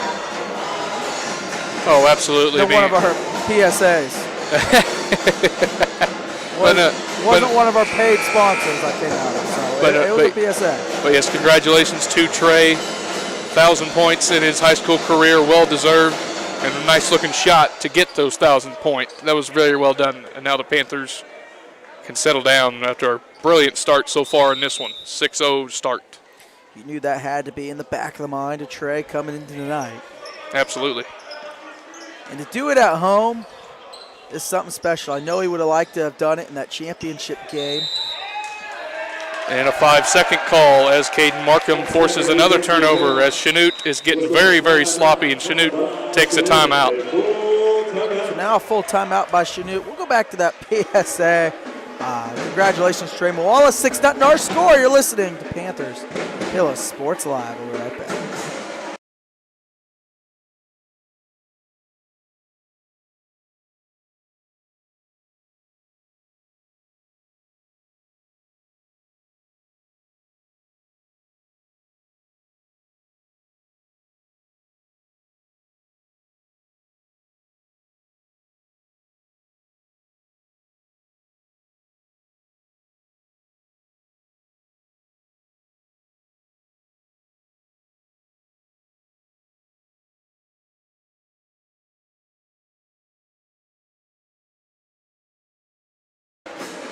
Six nothing our score. Caleb, it's been a slow start for Chanute. A lot of turnovers. He's still looking to try to get on the board here. Yeah, absolutely. The Panthers have done very well defensively, but Chanute has been really, really sloppy. They're being careless with the ball. Panthers have been very efficient with the ball offensively, with 4 points from Trey and then the opening free throws from Newkirk. Let's see if the Panthers can continue this momentum. 6 minutes to go, opening quarter. Morris now. Panthers trying to add to their lead. Markham drives, and a two-handed slam. Caden Markham gets on the board, and it's an 8-0 start for Paola. Two-hand thunder jam by Markham. Racked attack. I think that's the first time, Caleb, we've seen Markham go up high for the dunk. Oh, he has athletic ability as too. He may not be as fully as athletic as Trey, but he can jump out of a gym too. Markham, the University of Tennessee commit. Going to be a pitcher there out in Knoxville next season. Free throw no good by Sean Williams. And if you're Chanute, you just kind of have to just see something go in the hoop here. Yeah, you just got to slow things down. The Panthers have got them running all over the place. Panthers in complete control early. Second one by Sean Williams goes down. The senior gets Chanute on the board. And by the way, that foul was on Caden Markham. That's the first foul on the Panthers. Newkirk now. Morris guarded by Williams. Tries to hand it to Paola, and it would have been over and back. Williams might have gotten away with the travel, though. He didn't really have possession when he went to a slide, so the officials, I think, made the right call there. Paola the board. Euro step his way inside, blocking foul.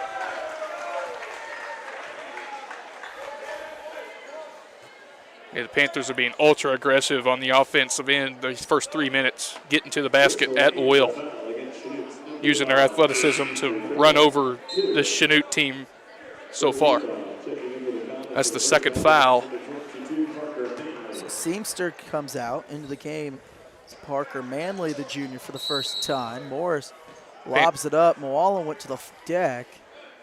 Yeah, the Panthers wanted to try the traditional KU lob play there. It was there, just Trey got tripped. And that's a foul on Chanute.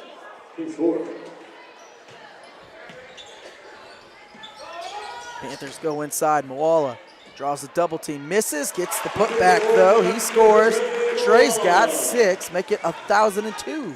Yeah, he wasn't quite set on that first. He wasn't quite square on that first try, but he was able to get a second try at it for the easy deuce this time. 10-1 our score. And Newkirk comes away with the poke. Pysick the steal. Here comes Moala. Moala dances, drives baseline, and finger rolls it up and in. He's got 8.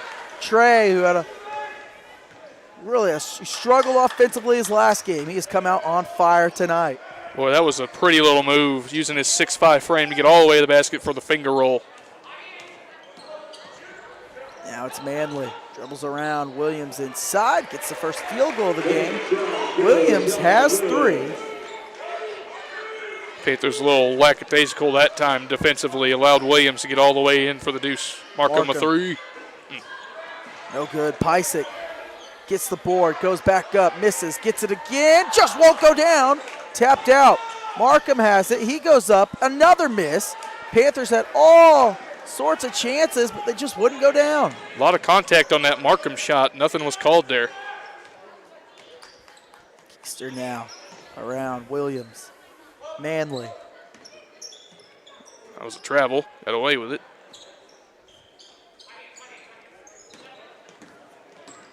Now it's Keister again. Williams. He's cut off by Pysick.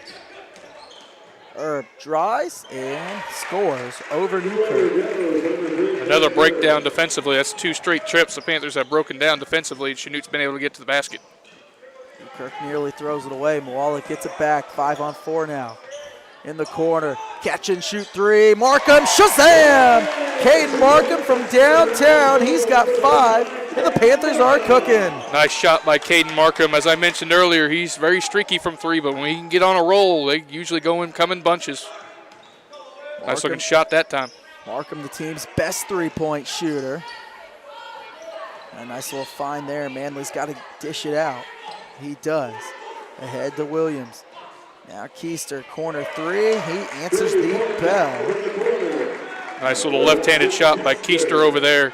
A big answer for Chanute. They needed that. Now Morris Leads down to 7. Pysick draws a double team. Oh, but it created good separation. Went up, draws a foul from behind. Yeah, he knows he should have finished that one. Went up a little alligator armed. He was bailed out by a foul. He'll have the chance to hit his 2 free throws at the free throw line. Second foul on Keister. Pysick, though, so sound fundamentally.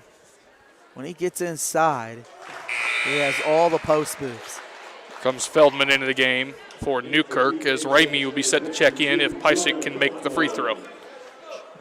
Joel Feldman, what a week he had out in Burlington. Had his best 3-game stretch of basketball he's had all season. We saw a lot of scoring. He was our player of the game out in that second game where he had 9 points and 2 buzzer beater threes. Absolutely. I mean, he's another one that I didn't mention earlier that can step out and shoot the 3. We saw it in Burlington. When he gets on a roll, they come in bunches as well. Just need Feldman to get more aggressive when he has the chances. He maybe is the team's best shooter. Right there with Caden Markham from downtown. Panthers by 9.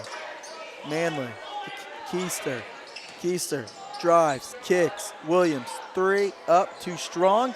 Feldman. That's good Went box for the out. board. Foul's going to be on Parker Manley. The junior coming off the bench picks up his first foul. Good positioning by Feldman on the box out. Forced the Chanute player to go through and Feldman to try to get the rebound and result the 6th team foul on Chanute in the first 6 minutes and 19 seconds. So the Panthers will be shooting free throws the rest of the way after the next foul by Chanute. So Morris now. Markham to Morris. Swinging around, Markham goes inside Feldman. Draws a double team, kicks it out. Markham. Oh, Jesus. Really turns it over. He didn't turn it over. It was knocked out of bounds by the Chanute player, but it was telegraphed. The Chanute player knew that pass was coming, and he jumped it. Fortunately for the Panthers, it went out of bounds. It'll stay at this end of the floor.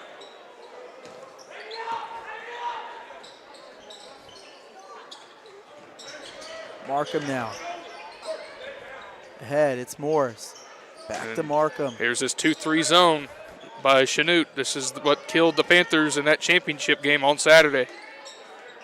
Just trying to get Moala involved. They skip it across. Markham draws a double, kicks it. Morris, 53 seconds. Feldman thought about it, has to get rid of it. He does. Looks inside for Moala, and it's off the knees of Williams. Stays here with Paola. One thing I've noticed about the Panthers against this zone, they have passed up a plenty of wide open looks. You might as well take it and take a chance. Because the longer you keep it, the more prone you are to making a mistake. And it nearly cost the Panthers there. But the Panthers maintain possession. So Morris comes out.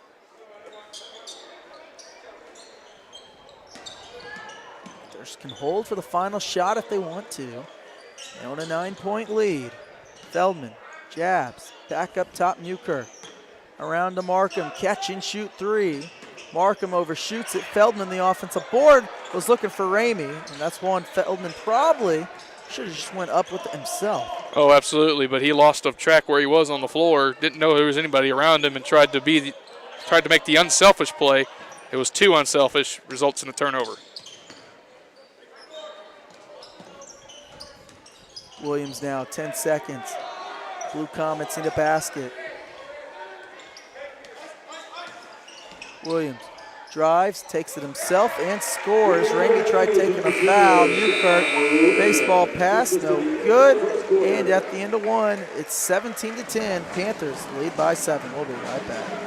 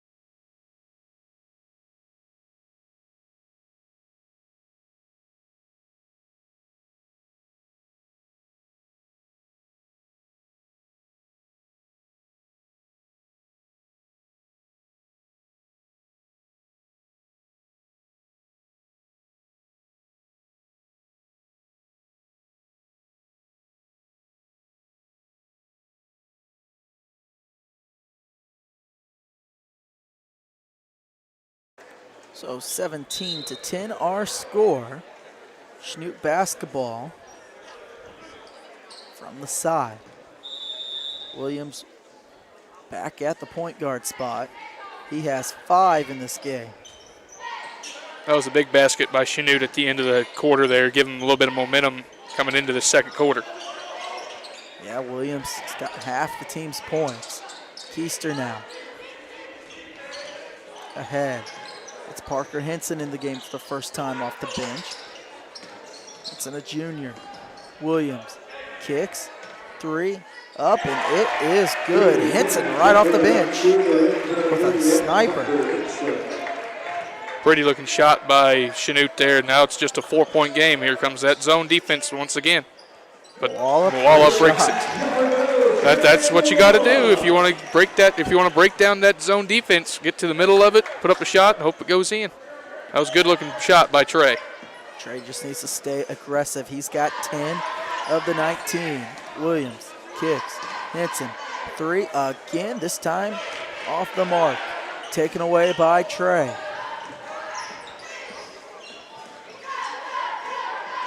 Swings it around. Morris in the corner. Feldman thought about it. Morris this time takes the 3.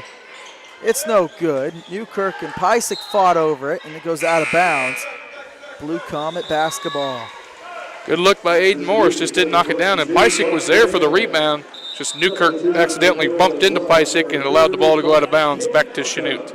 So Feldman comes out. Markham back in. And Keister inbounds. Williams at point, guarded by Newkirk. And they're going to get Newkirk for the foul.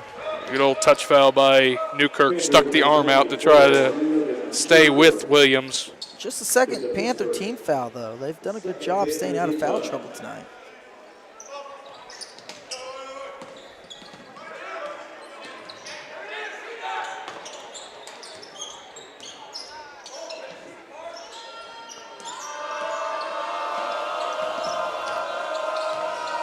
Henson thought about it. Nearly turns it over. Herb gets it though. Now it's Keister. Herb, Henson. This good defense by the Panthers. Chanute can't really get anything towards the basket. Can't get anything open. Rat Pack getting loud. Williams drives hard, but lays it in, silences the crowd. Well, that's a backbreaker for the Panthers defensively there. They were so good for about 35 seconds, and then Williams gets the deuce off the glass. Markham the 3, it's too strong. Panthers have struggled offensively ever since Chanute's fallen to that 2-3 zone. It's been down to 4. It's been the Panthers' bugaboo all year, that zone defense. Panthers' inability to shoot the ball consistently has forced teams to go into that 2-3 zone. Because the Panthers just pick apart man defense. That's a travel.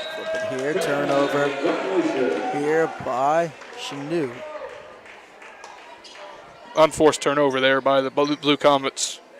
Just lost his balance trying to get that 3-man weave going that KU likes to run so much. Got a little too fast with it, shuffled the feet. Easy turnover. Moala draws a double and threw it away. Threw it away. Moala said it was tipped. Even Coach Oshel thought it was tipped, but official says no.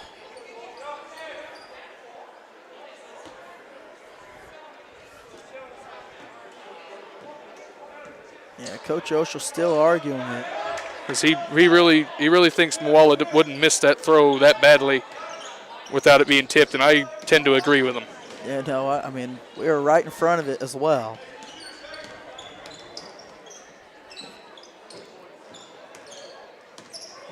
Now Keister, guarded by Moala. Moala shuts him down. Out to Williams. Drives, kicks. Williams falls down. Henson launches from deep, and he connects. He's got 2 threes off the bench here in the second quarter, and Parker Henson has cut this lead to 1. Chanute's offense is very, very crisp. Ever since the Panthers went on that big run, Chanute has really come alive offensively. They're moving the ball efficiently, getting the Panthers on the run, getting open looks. That was a good shot there by the Blue Comets. Markham drives, puts up the shot, no good. Panthers need more of that, though. And timeout here. Coach Devin Crabtree and company will take it with him. You're listening to Paola Sports Live. We'll be right back.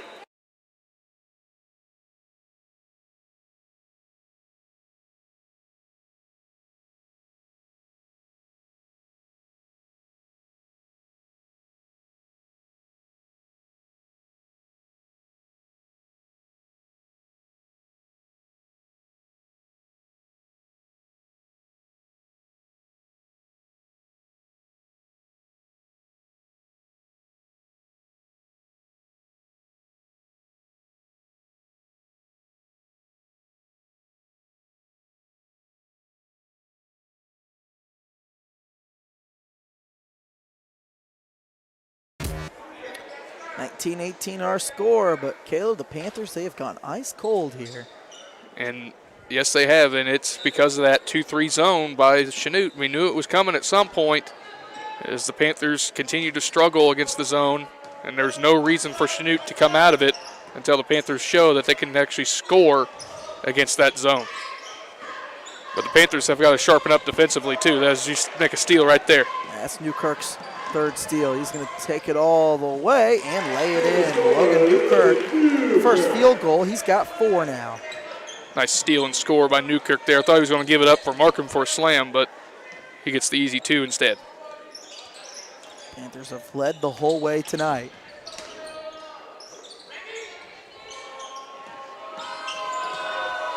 Williams. Now to Keister. Nice hands. Inside. Markham poked it free. It goes off the hands, though, of Ramey. Well, that looked like that was going to be an easy 2, but then Markham got that quick hand up and knocked that pass away. Good recovery defense by Markham. To go inside. Markham comes away with the Look out. block. He's Look gonna out. take it all the way himself, and another two-handed slam by Caden Markham. He's got 7. Panthers on a 4-0 run. Two-hand thunder jam on a rack attack. What a flush by Markham. He got up on that one. And now Trey with the steal. Trey another steal. It's Morris this time. He lays it in. It's a 6-0 run. Count it. That's an and one. And one as Markham got hit on the head on the layup, and the Panthers are flying now. So Coach Crabtree, he got his team, got it within 1, and he opted to use a timeout, and Paola has taken full advantage of that. Yeah, he kind of killed his own team momentum with that timeout. Now the Panthers are on a run.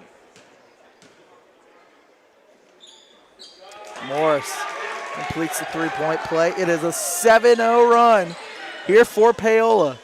Leads back up to 8.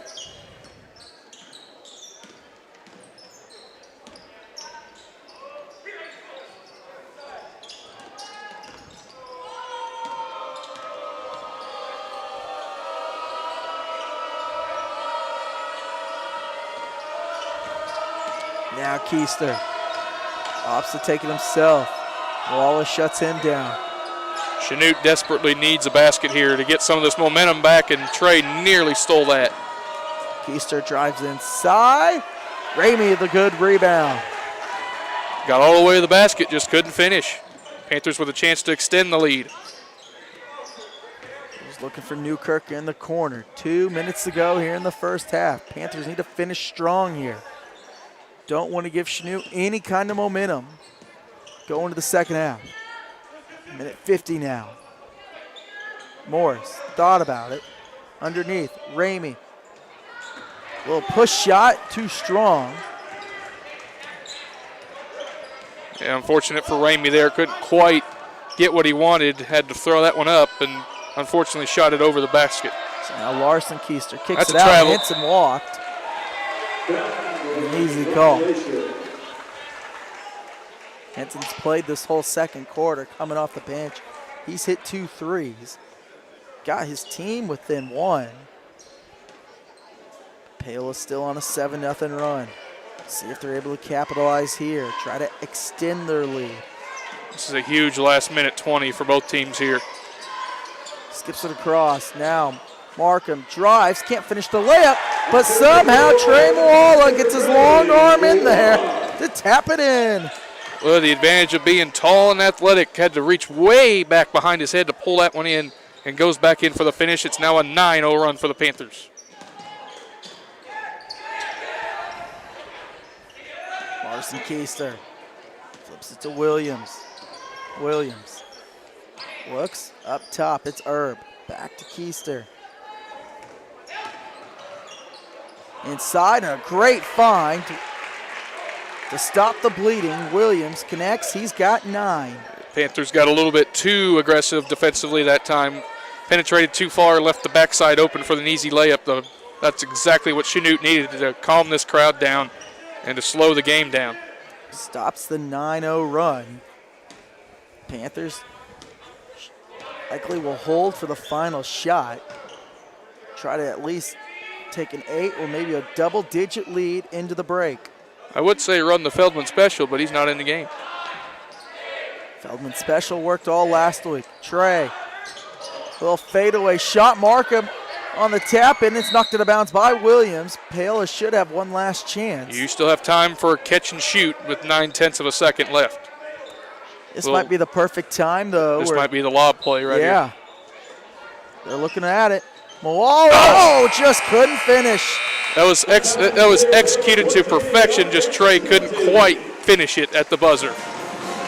28-20 is our halftime score. Paola over Chanute. You're listening to Paola Sports Live.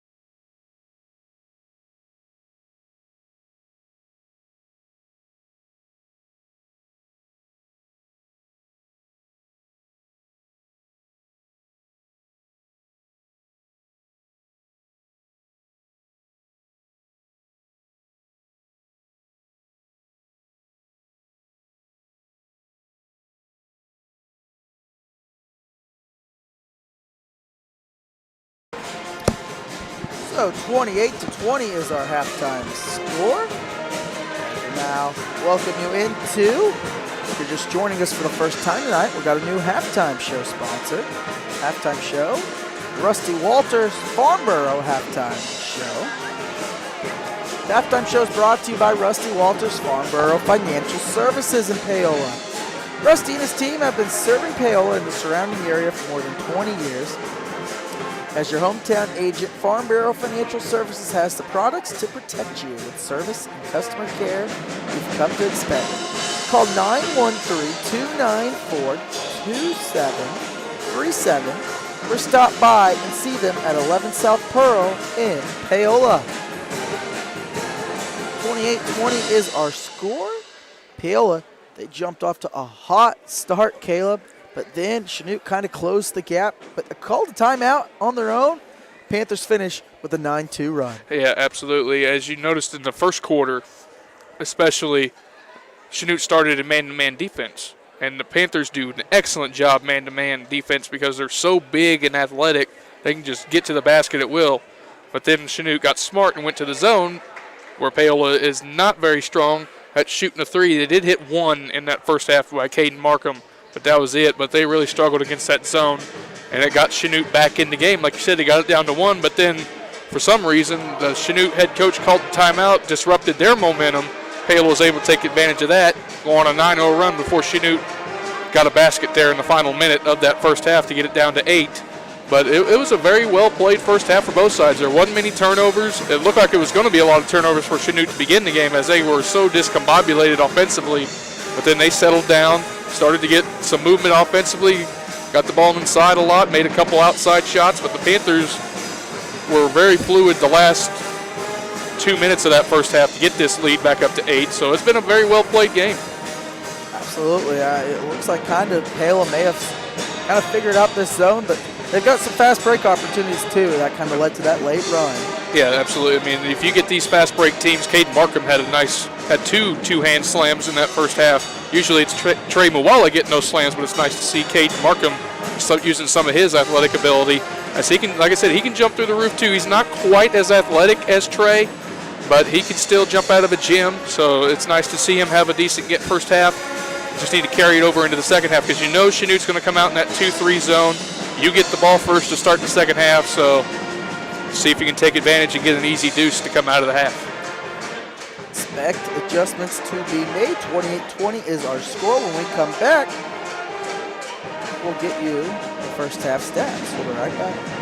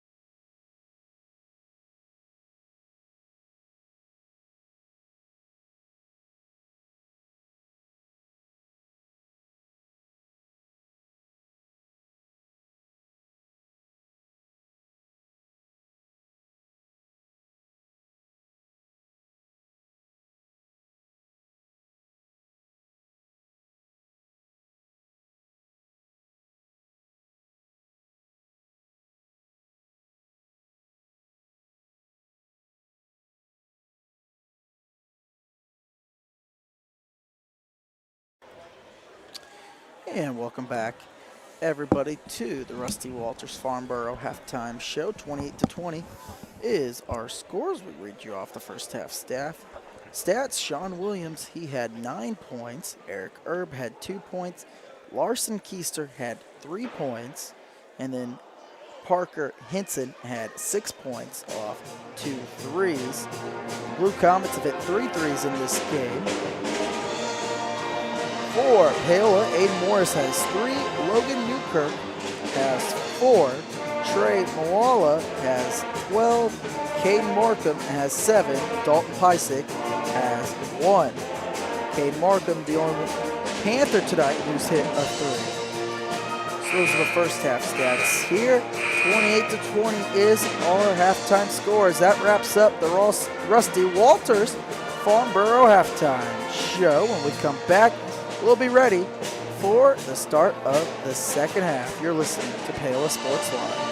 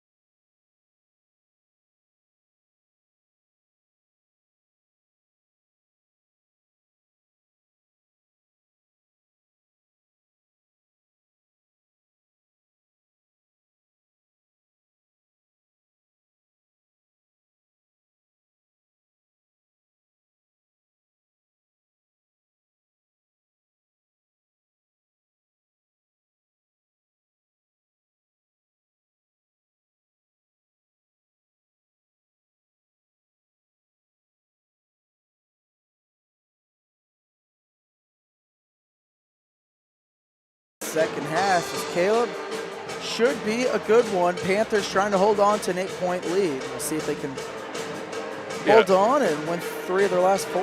Yeah, absolutely. Panthers get the ball here to start the second half.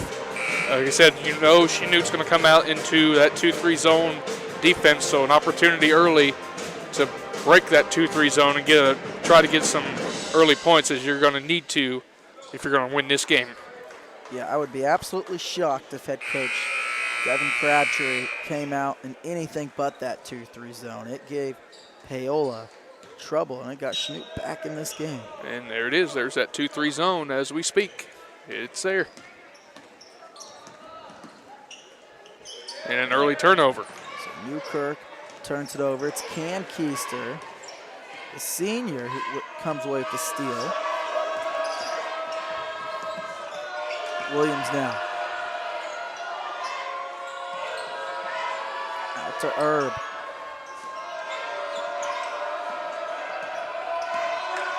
It could have been a palm there. Williams now. Drives inside. He's cut off. Inside. Herb goes up. Paola alters it. It's tipped away. And Trey grabs it. Yeah, Trey's size, like you said, altered that shot. Chanute almost had a second opportunity at it, but Trey was able to come down with it. Kind of rushed that shot there. Yeah, wasn't really able to gather himself. Probably would have been better off just taking that one to the rack. Yeah, absolutely. Again, he's trying to get the Panthers into a fast break so Chanute can't set up into that 2-3 zone. But if you're going to do that, you're going to try to get to the basket, make it easier on yourself. So Williams now, 7 minutes to go.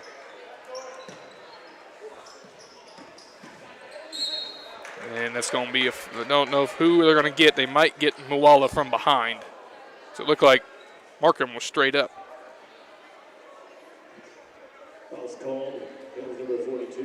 Oh, they got Pysick. Pysick with it. So Pysick with the foul. Just the third foul called on Paola tonight. Newkirk, Markham, and Pysick now all have one apiece. Panthers have done a good job tonight staying out of foul trouble. Yes, they have. They have done very well defensively, not fouling. Like you said, just 3 fouls in a little over 2 quarters for the Panthers tonight. Up top, it's Herb. Around to Keister from the right wing. Dribbles up. Williams drives. Baseline cut off. Shot no good. Markham. Good defense there. Grabs the board and throws it away, but out of bounds was Cam Keister as he ran into Coach Oshel. I'm impressed with this Sean Williams kid for Chanute. He is very quick. His first step is very quick. The Panthers have had trouble keeping everything in front of him. Williams has done a good job tonight scoring. He can definitely get to the rim. Newkirk looking for Markham, finds him underneath. Pysick there goes you go. Up, but can't finish. Trey, the putback, no, but Pysick another rebound. Misses twice, gets the board, and finally scores. That's one thing about the 2-3 zone, though. It gives up second chance opportunities most of the time if you can't find a man to box out. Especially if you play in a team that's bigger than you. Yeah, that's exactly what I was going to say. And Paola showed off their height there. And Keister ahead to his brother, now Williams. Seamster. That's a charge. And good call. Right on it, Caleb. Dalton Pysick right there again, just comes out of nowhere, and Chanute player had no chance on that play to not charge. Just Dalton Pysick just everywhere. Seamster picks up another. It's 30-20. First foul of the second half. For Chanute, ahead to Markham. Now Newkirk. Pysick inside. Moala turns, pretty jumper. Assist for Pysick. Moala. Now that is excellent zone offense right there. They get the ball into the corner. They flash middle. Trey was able to catch, turn around Jay. Very well done. So Chanute still looking for their first points here in the second half. Panthers now have their largest lead of 12. Keister takes it all the way. A lot of contact, no foul. Coach Crabtree, that's what he's arguing about. Now it's Pysick out to Newkirk. Step back three is short. Up ahead, Seamster now. Euro steps his way inside. Nice little move, and he scores. Nice finish there. Luckily, the Panthers didn't get an and one, as that's a travel on Trey. Kind of a break there for Chanute because Trey was going right to the rack. Likely would have been another two. Trey with 16 tonight.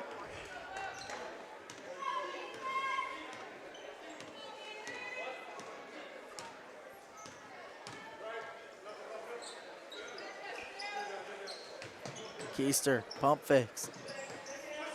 Hands it off. It's his brother now. And Pysick's going to take a charge. No, it's a block this time. Foul. That time he was there, but he leaned in to draw the contact. That's an easy call for the official to make. 2 shots for Chanute. So sends Cam Keister to the line. The senior looking for his first points. His brother Larson Keister has 3. Makes the first one. So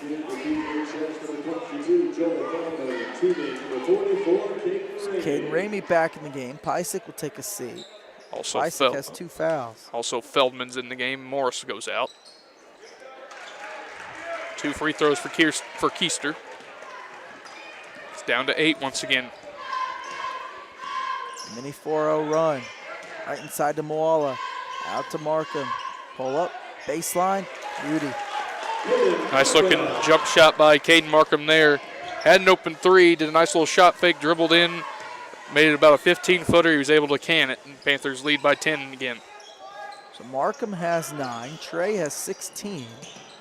That's been the bulk of the scoring. And a travel here on Seamster. Just mental mistakes at times has cost Chanute with these unforced turnovers, especially with a lot of travels tonight by Chanute.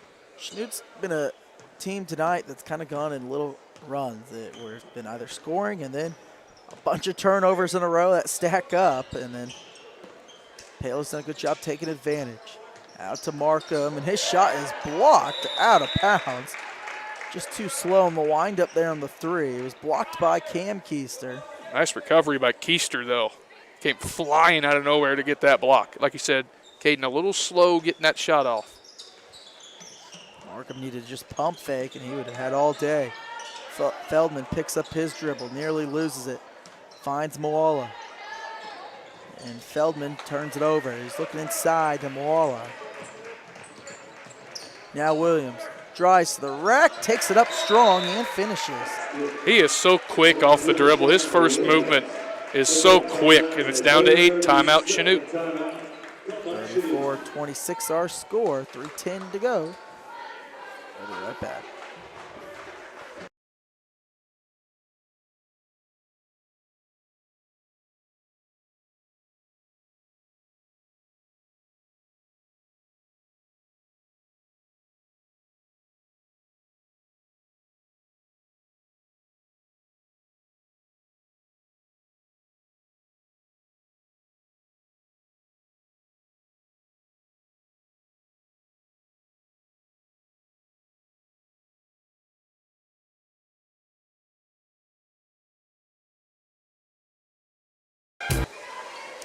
(34-26) our score, 3:10 to go.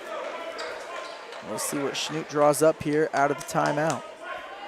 It'll be Panther ball to come out of the timeout there, as Chanute just made a basket before the timeout with Sean Williams. See if the Panthers can be more consistent offensively. It's Morris now. Gets it up, finds Newkirk. It's like a 3-2 zone now that Chanute is throwing at the Panthers. Tough pass, too late. It was there early, waited too long. Yeah, they've mixed it up, and it gave Paola a little bit of trouble there. Keister, guarded by Newkirk, drives inside, a lot of contact, finishes, a late call, and 1. Coming from the far side official. Official underneath had a great look at it. Didn't blow it. And that was a foul on Newkirk. That official underneath has to, which they do. So it's a 7-0 run now. So Newkirk picks up his second. Morris looking, has to get rid of it, finds Markham. Markham's got numbers, picks up his dribble. Inside to Paola. And Paola turns it over. And then Trey commits the Cardinals' sin after you make a turnover by committing a foul 90 feet from the basket. Luckily, that's just his first. Panthers are just so out of sync right now. Coach Osel's going to take timeout. And a good timeout here. 34-29. Expect Coach Oshel and company to make an adjustment here. You're listening to Paola Sports Live. We'll be right back.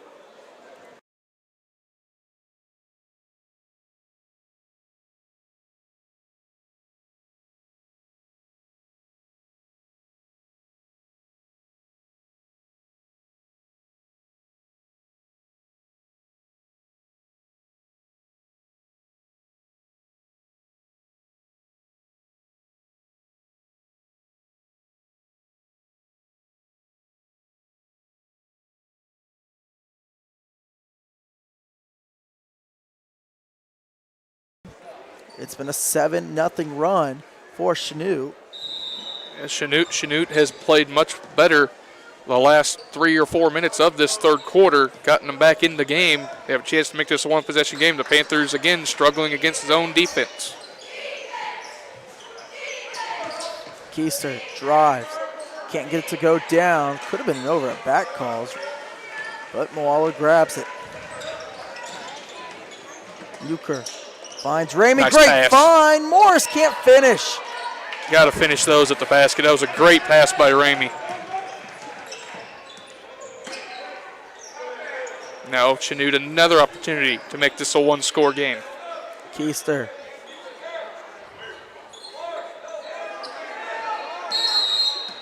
And 5-second call, just stood there. Chanute didn't move at all, and it was an easy 5-second call. Isaac comes in. Just mental blocks again by Chanute. That's about 5 or 6 times they have committed stupid turnovers by doing absolutely nothing except getting 5-second call or a travel. Newkirk draws a triple team. Morris to Markham. Pysick now. Up top, Morris, extra pass. Newkirk launches from deep. He connects. Logan Newkirk from downtown, and he's got 7. That's the best ball movement all night by the Panthers against zone defense. Found Newkirk wide open in the corner. He was able to bury it. That would have been their best possession all night, and they really needed it. Stops the bleeding there. Stops a 7-0 run. Williams drives, launches from deep. It was Keister that time. That was not a good possession by Chanute, but get bailed out as Markham sails that pass into the student section. Yeah, off the cheerleaders, so that one is going to hurt. 56 seconds to go. Panthers and Chanute battling this one out, and this is going to be a very important final minute. Williams drives, his shot's blocked. Here comes Markham up ahead and was looking for Newkirk, batted away by Herb into the Rat Pack. Another mistake by Markham. He should have just went straight to the basket. Maybe got an and one. Instead, he tried to make a tough pass on the run to Newkirk and was batted out of bounds. Finds Markham, thought about the 3, pulls up. Too strong, Williams the board. Chanute had numbers that they wanted. Williams slows it down. Keister drives, swings it to the corner. It's his brother. And Larson Keister hits another 3. Cuts this lead back down to 5. 10 seconds to play. Newkirk now. 3 seconds. Newkirk turns it over, doesn't want to foul, and does. And just a huge mistake there by Logan Newkirk trying to poke the ball free. It will send Larson Keister to the line all by himself. Chanute wanted a 3-shot foul on that, but the referees are only going to give him 2. He'll have 2 shots here with nobody at the free throw, or nobody within the free throw area as it was the end of the quarter. So it's 2 free shots for Keister.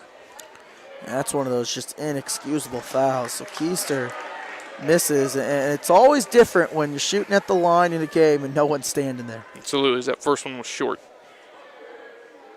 He misses both. Misses both, and maybe if that had an impact, who knows. But a 5-point lead as we go to the fourth quarter. We'll be right back.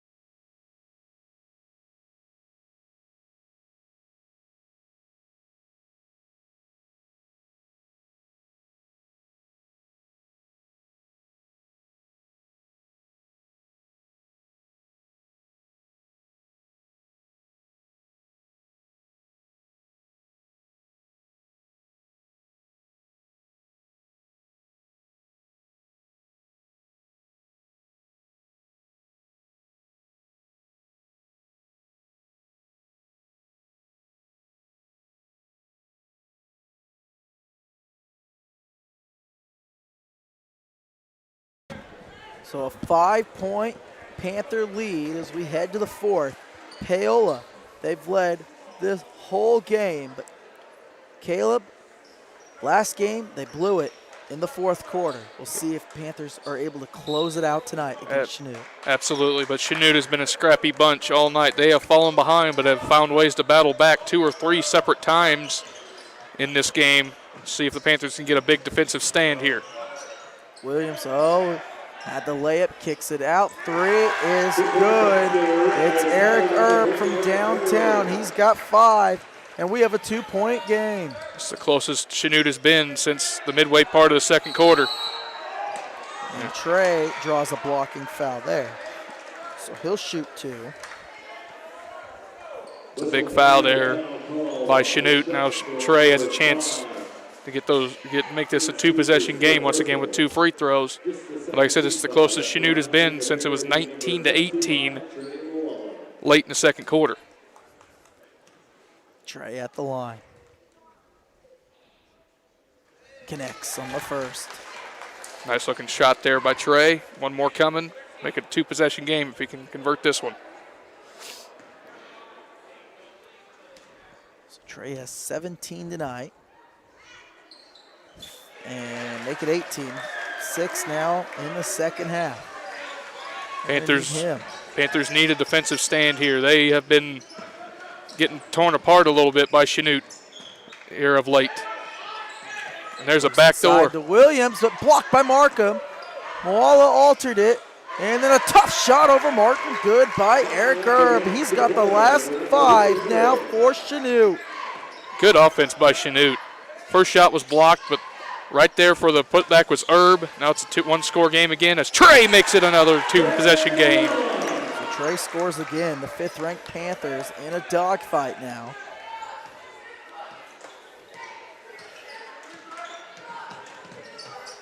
Three teams ranked in the top 10 out in the Frontier League. Eudora 2, Paola 5. Tonganoxie came in this week at 10. And there's a mistake by Chanute. A good defensive turnover by Trey Mwala. Trey now. Looks for Newkirk. Inside, Mwala finds Pysick, but his shot's, and he's fouled as Keister gets him on the arm. Shot was blocked up top, but when he came down, he got down on Pysick's arm. It's an easy call for the official. 2 free throws for Pysick. Great pass by Trey. Great find to find Pysick on the opposite block. Pysick's been a pretty good free throw shooter. A little short on that one. Tired legs. He's mad at himself for that. He knows that. They need this one, though, out of Pysick. 6:30 to go.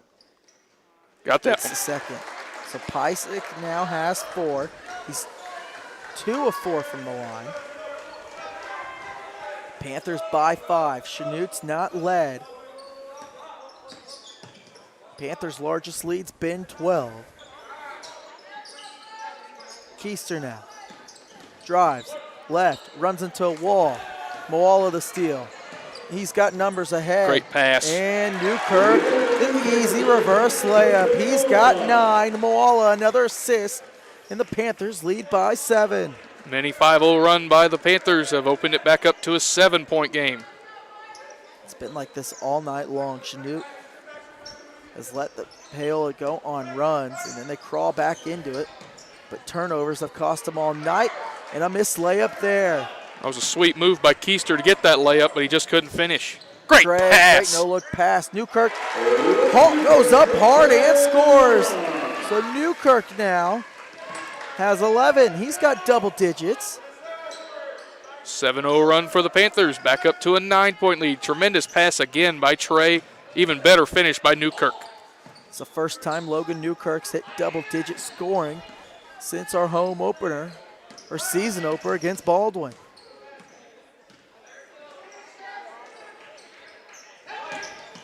That's a charge, gotta be. Yes, it is. Dalton Pysick again takes a charge on Keister. So that's his 3rd. Dalton Pysick, I feel like I say it every game, but he just does all the little things for this team. He is so fundamentally sound. He's earned his starting role this year. He didn't initially start. Paola inside, and it looks like he just lost it on the way up. Caden Ramey was our starter, and then when he got hurt, Pysick hasn't given that role back. No, he's definitely deserved it, as he's been, like you said, he's been the glue guy for the Panthers, getting to the rebounds, taking charges, drawing offensive fouls, forcing turnovers like this one right there. As a tie-up, the possession arrow goes to the Panthers. 2 straight possessions, Dalton Pysick has forced a Chanute turnover. Yeah, credit Pysick there, hitting the deck. Force that one. 9-point Paola lead. 4:30 to go. Swings it across. Markham. Ahead. It's Pysick. That's a charge on Pysick there. He stuck his arm out on the drive. That was an easy call for the officials. That's a mistake by Pysick. You usually don't hear mistake and Pysick in the same sentence unless he's the one that causes a mistake. And now Coach Oshel's going to take a timeout. Seamster takes a charge. Timeout here by Paola. 46-37 gives the team a chance to catch a breather here. You're listening to Paola Sports Live. We'll be right back.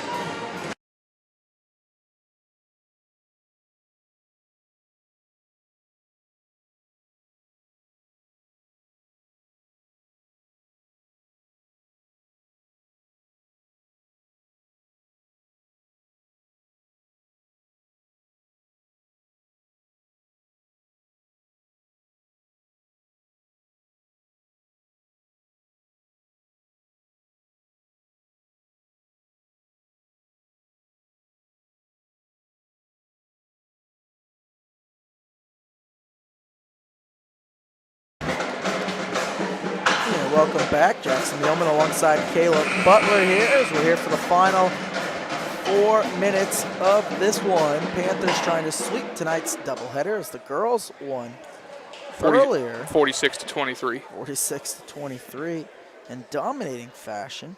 The boys now just trying to hold off the Blue Comets, who still haven't led in this one, but they've been close, have had it all the way down to 2. Yeah, the Chanute's just a scrappy bunch. They do not go away. Panthers have control of this game right now, but if the Comets can get a basket here and a couple stops, they can get right back in this game again and put some pressure back on the Panthers like they have all night long. Coach Oshel's done a tremendous job coaching tonight. Every time Chanute's made an adjustment, he calls a timeout and he adjusts his teams right back, and they've been up for the challenge tonight.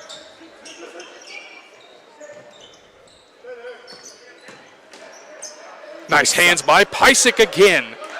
Got his hands in there to knock it away. Pysick came away with it. Moala draws a double, has to get rid of it. And finds Newkirk near half court. Pysick inside, goes up with the left hand. Great finish by Dalton Pysick. The assist by Newkirk. It's now a 9-0 run for the Panthers. As Pysick makes a strong finish with the left hand, forces a turnover at this end, then gets a 2 at the other end. Panthers lead by 11. And block and foul here. Yeah, Pysick tried stepping in, taking a foul. Yeah, Pysick knew he couldn't quite get there, so he tried to stick his leg out instead, and he did, and he got called for his 4th foul. It'll send Smith to the line, as it was a shooting foul. It'll be 2 shots for Williams. Yeah, that was one where Pysick just tried doing a little too much, and Ramey now up at the scorer's table. Pysick will come out. Yeah, Pysick's frustrated with himself. He knows that shouldn't have happened. He was in between trying to get there and when not to get there. And when he hesitated, he had that leg stuck out, and it unfortunately led to 2 free throws for Chanute. So Williams hits them both. And timeout, Chanute. Expect them to probably come out in a full court press. 3:30 to go. 48-39 our score. You're listening to Paola Sports Live.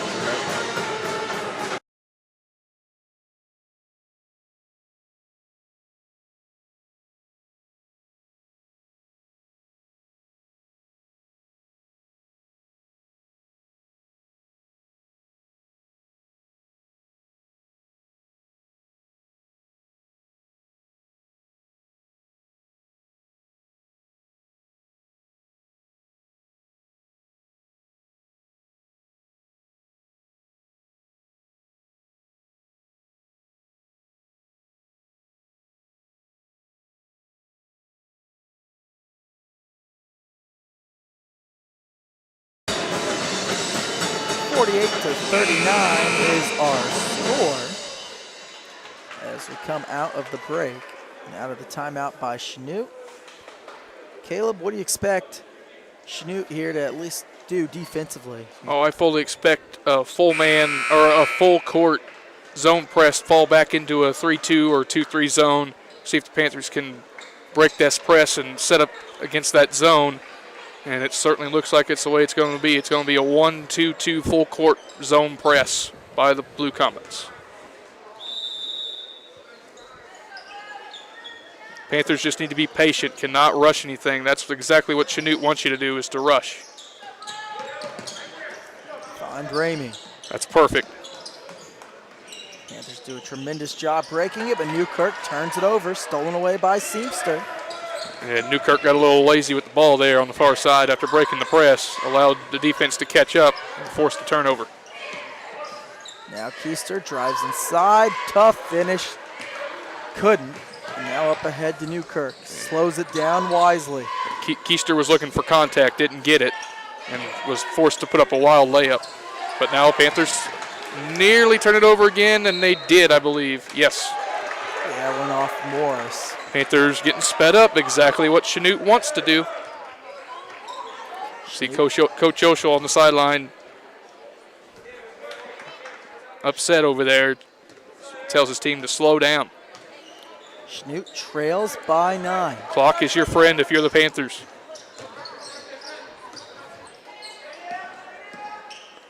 .235 now. Keister. Chanute running the weave. Markham guards Keister, and Ramey got his hands in on it. Stolen away. That's a foul. Took the official long enough to call that. Walla was held for a good 20 feet there. Yeah, we've seen some slow whistles tonight, that's for sure. It's only 5 team fouls on Chanute. Morris to Moala. You don't need that good. Nice pass. Well done. Moala finishes. Great find. And smart decision there. Panthers back by 11 with 2 minutes to go. Chanute's got to get some threes to go down. And they need to go. They can't just stand around and hope for a good shot. They got to go. Seamster launches, Ramey the board.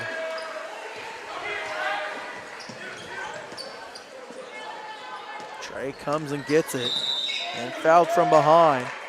Keister didn't like that one. He tried to do the okey-doke play where you let the guy get around, you come from behind and knock the ball away. Unfortunately, he got too much of the body of Moala. The Panthers maintain possession.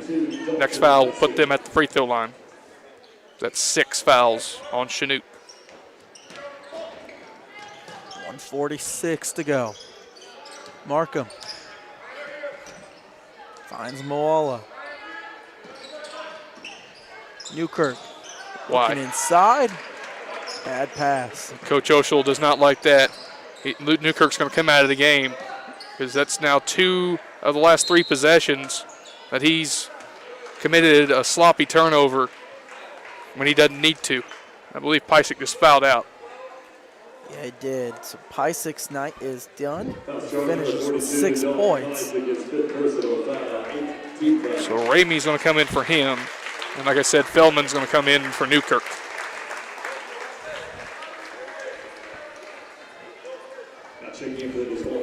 Joel in for Newkirk. Ramey in for Pysick, who fouls out.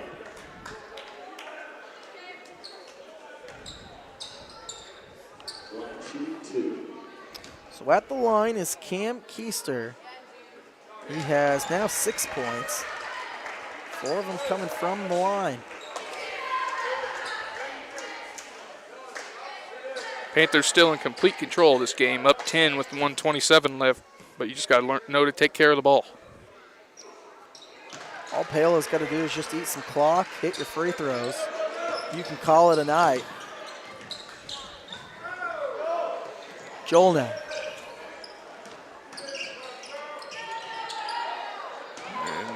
Inside, Ramey went up with It's a jump ball, or it's a travel.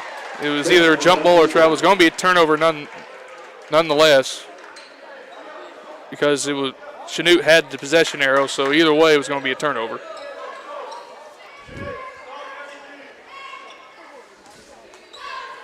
Well, it was just a shot. It didn't need to be put up. Panthers not necessarily finishing this game strong at all, as Chanute's going to call a timeout to try to set up offense. That's the final timeout for Chanute. Panthers keeping Coach Crabtree's Blue Comets alive here. 50-41 our score. We'll take a break with them. You're listening to Paola Sports Live, presented by Go Brawler. We'll be right back.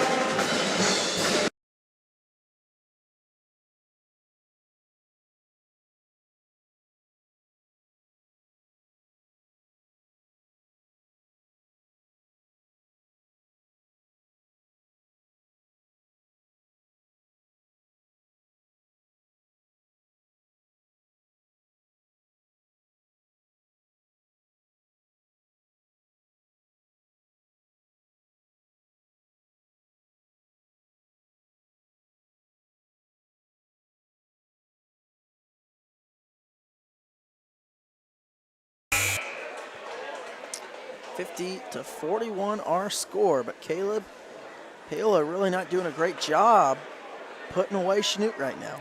No, not at all. It's because they're getting so sped up. They think they get a good look inside, and they try to force feed it in there, and that's exactly what Chanute wants you to do. Paola just needs to get it across the timeline and make them foul you to put you at the free throw line and waste that time. No need to go fast. Time is your friend. You're up 3 possessions. You don't need to go fast. Just do fast enough to get it across the timeline and then make them foul you. Chanute just has to get a score. Well, this one's pretty much over. Keister to Seamster. Drives, baseline, kicks it.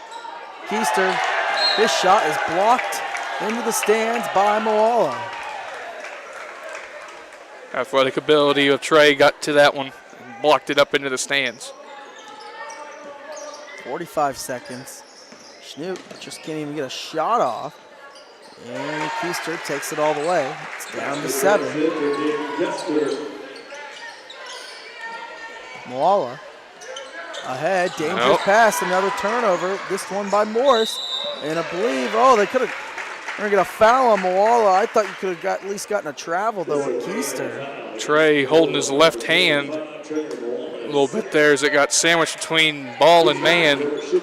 Hopefully that's nothing serious. It is his non-shooting hand, however. But 2 more free throws coming for Chanute.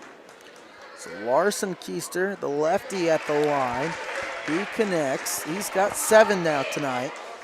And this lead is down to 6. Yeah, this game's not over by any means. But a big miss. Moala grabs the board. He's double teamed, finds Newkirk. 24 seconds. It's got to be a foul. They get a foul on Williams. And that'll be 1-and-1 time for Newkirk. That's 17 fouls now on Chanute. These are big free throws here. Must get this front end and make this a 3-possession game.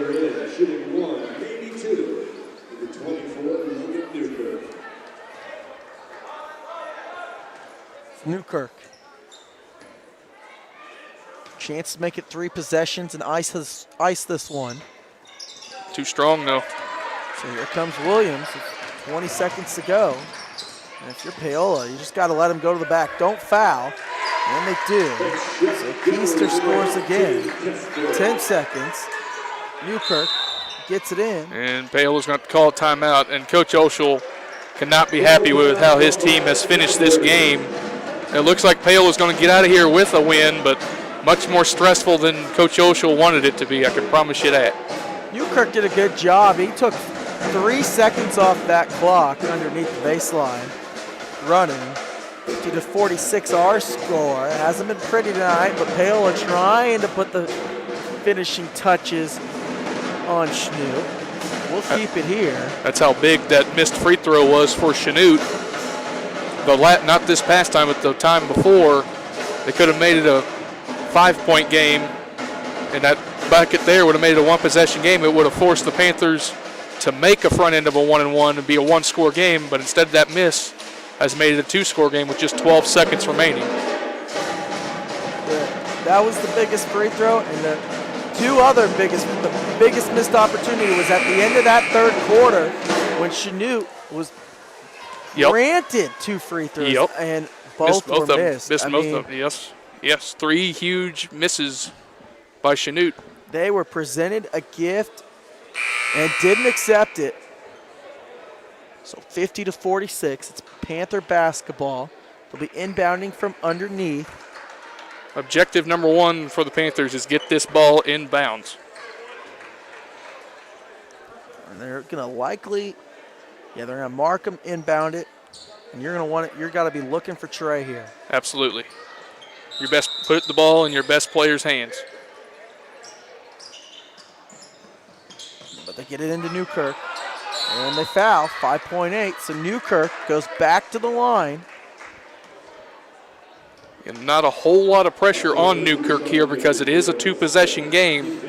If he does miss this, it's going to be awfully hard for Chanute to get 4 points in just under 5 seconds, or just under 6 seconds. You're not able to advance the ball with any timeouts, so you got to go the full length of the court twice in 5.8 seconds. So Newkirk, 2 free throws would essentially do it.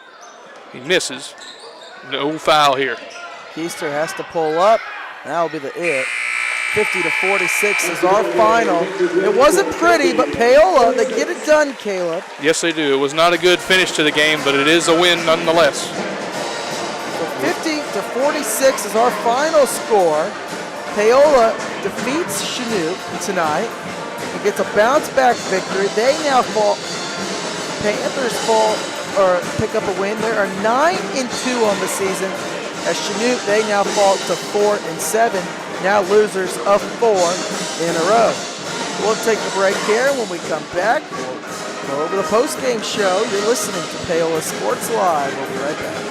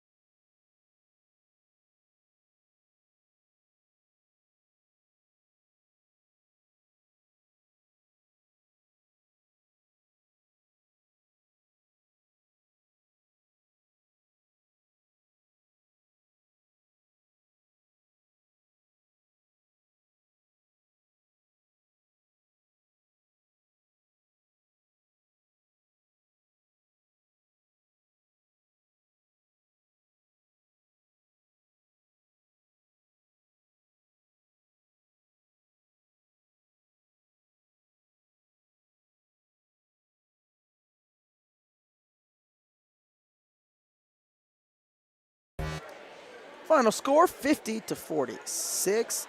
As the postgame show is brought to you by Vose Pharmacy. At Vose Pharmacy, you can count on the dependable and reliable pharmacist Kevin Vose and his friendly staff.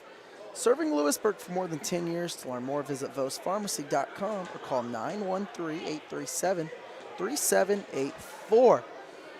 Yeah, cool scene at the end there as the team gathered around Trey Moala as he was honored with the 1,000-point basketball and banner.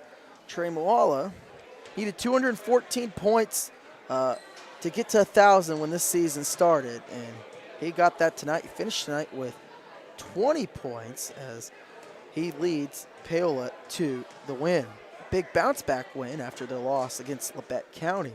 So the 5th-ranked Panthers came in with their mind set on Chanute, and now they got to turn their attention to DeSoto on Friday night.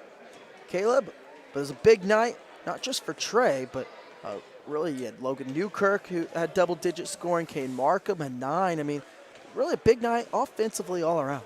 Yeah, it was nice to see some balanced scoring from the Panthers tonight. Trey Moala, obviously, the player of the night with his 1,000th point, and like I said, got presented a 1,000-point basketball plus the banner to go with it, so that was pretty cool. But it was a good game. Got a little sloppy there towards the end. Didn't like the finish, and Panthers certainly didn't like the finish of that game by any means, as they let Chanute kind of scare them a little bit there towards the end. But they were able to pick up the W. They're now 9-3 all the year. I believe they sit number 3 in Class 4A right now behind Eudora and Bishop Miege. So they came in today 5th. Oh, they came in 5th? Okay. Yeah. All right. So at least this keeps pace with the top half of the 4A state teams right now. So big win for them tonight. Carry this over, get a couple good days of practice, and get ready for DeSoto on homecoming night, Friday night, and Hall of Fame night as well. Absolutely. Yeah, 3 teams out in the Frontier League ranked in the top 10. Eudora at 2, Paola at 5. Tonganoxie came in this week ranked 10. That's kind of a surprise there. I have a buddy of mine who coaches out for Tonga, and he was not expecting his team. He told me to be very good, so we'll get them later on. Final stats tonight. Sean Williams had 13. Eric Erb had 7. Larson Keister had 7. Cam Keister had 11. Parker Henson had 6. I believe Henson didn't even play in the second half after hitting those 2 threes in the second quarter. For Paola, Aiden Morris had 3. Logan Newkirk had 11. Trey Moala had 20. Caden Markham had 9. Dalton Pysick had 6. He also fouled out. 50-46 was our final score. Trey Moala gets his 1,000th point tonight. Couldn't have happened to a better kid and better family. Just first class right there. Paola, we will be back Friday night versus DeSoto here on Paola Sports Live for Chanute. They will host Iola in their next game on Friday. So for Paola Sports Live, 50-46, our final score. We will see you Friday night here versus DeSoto. Jackson Mielman and Caleb Butler signing off. Good night, everybody. Stay safe.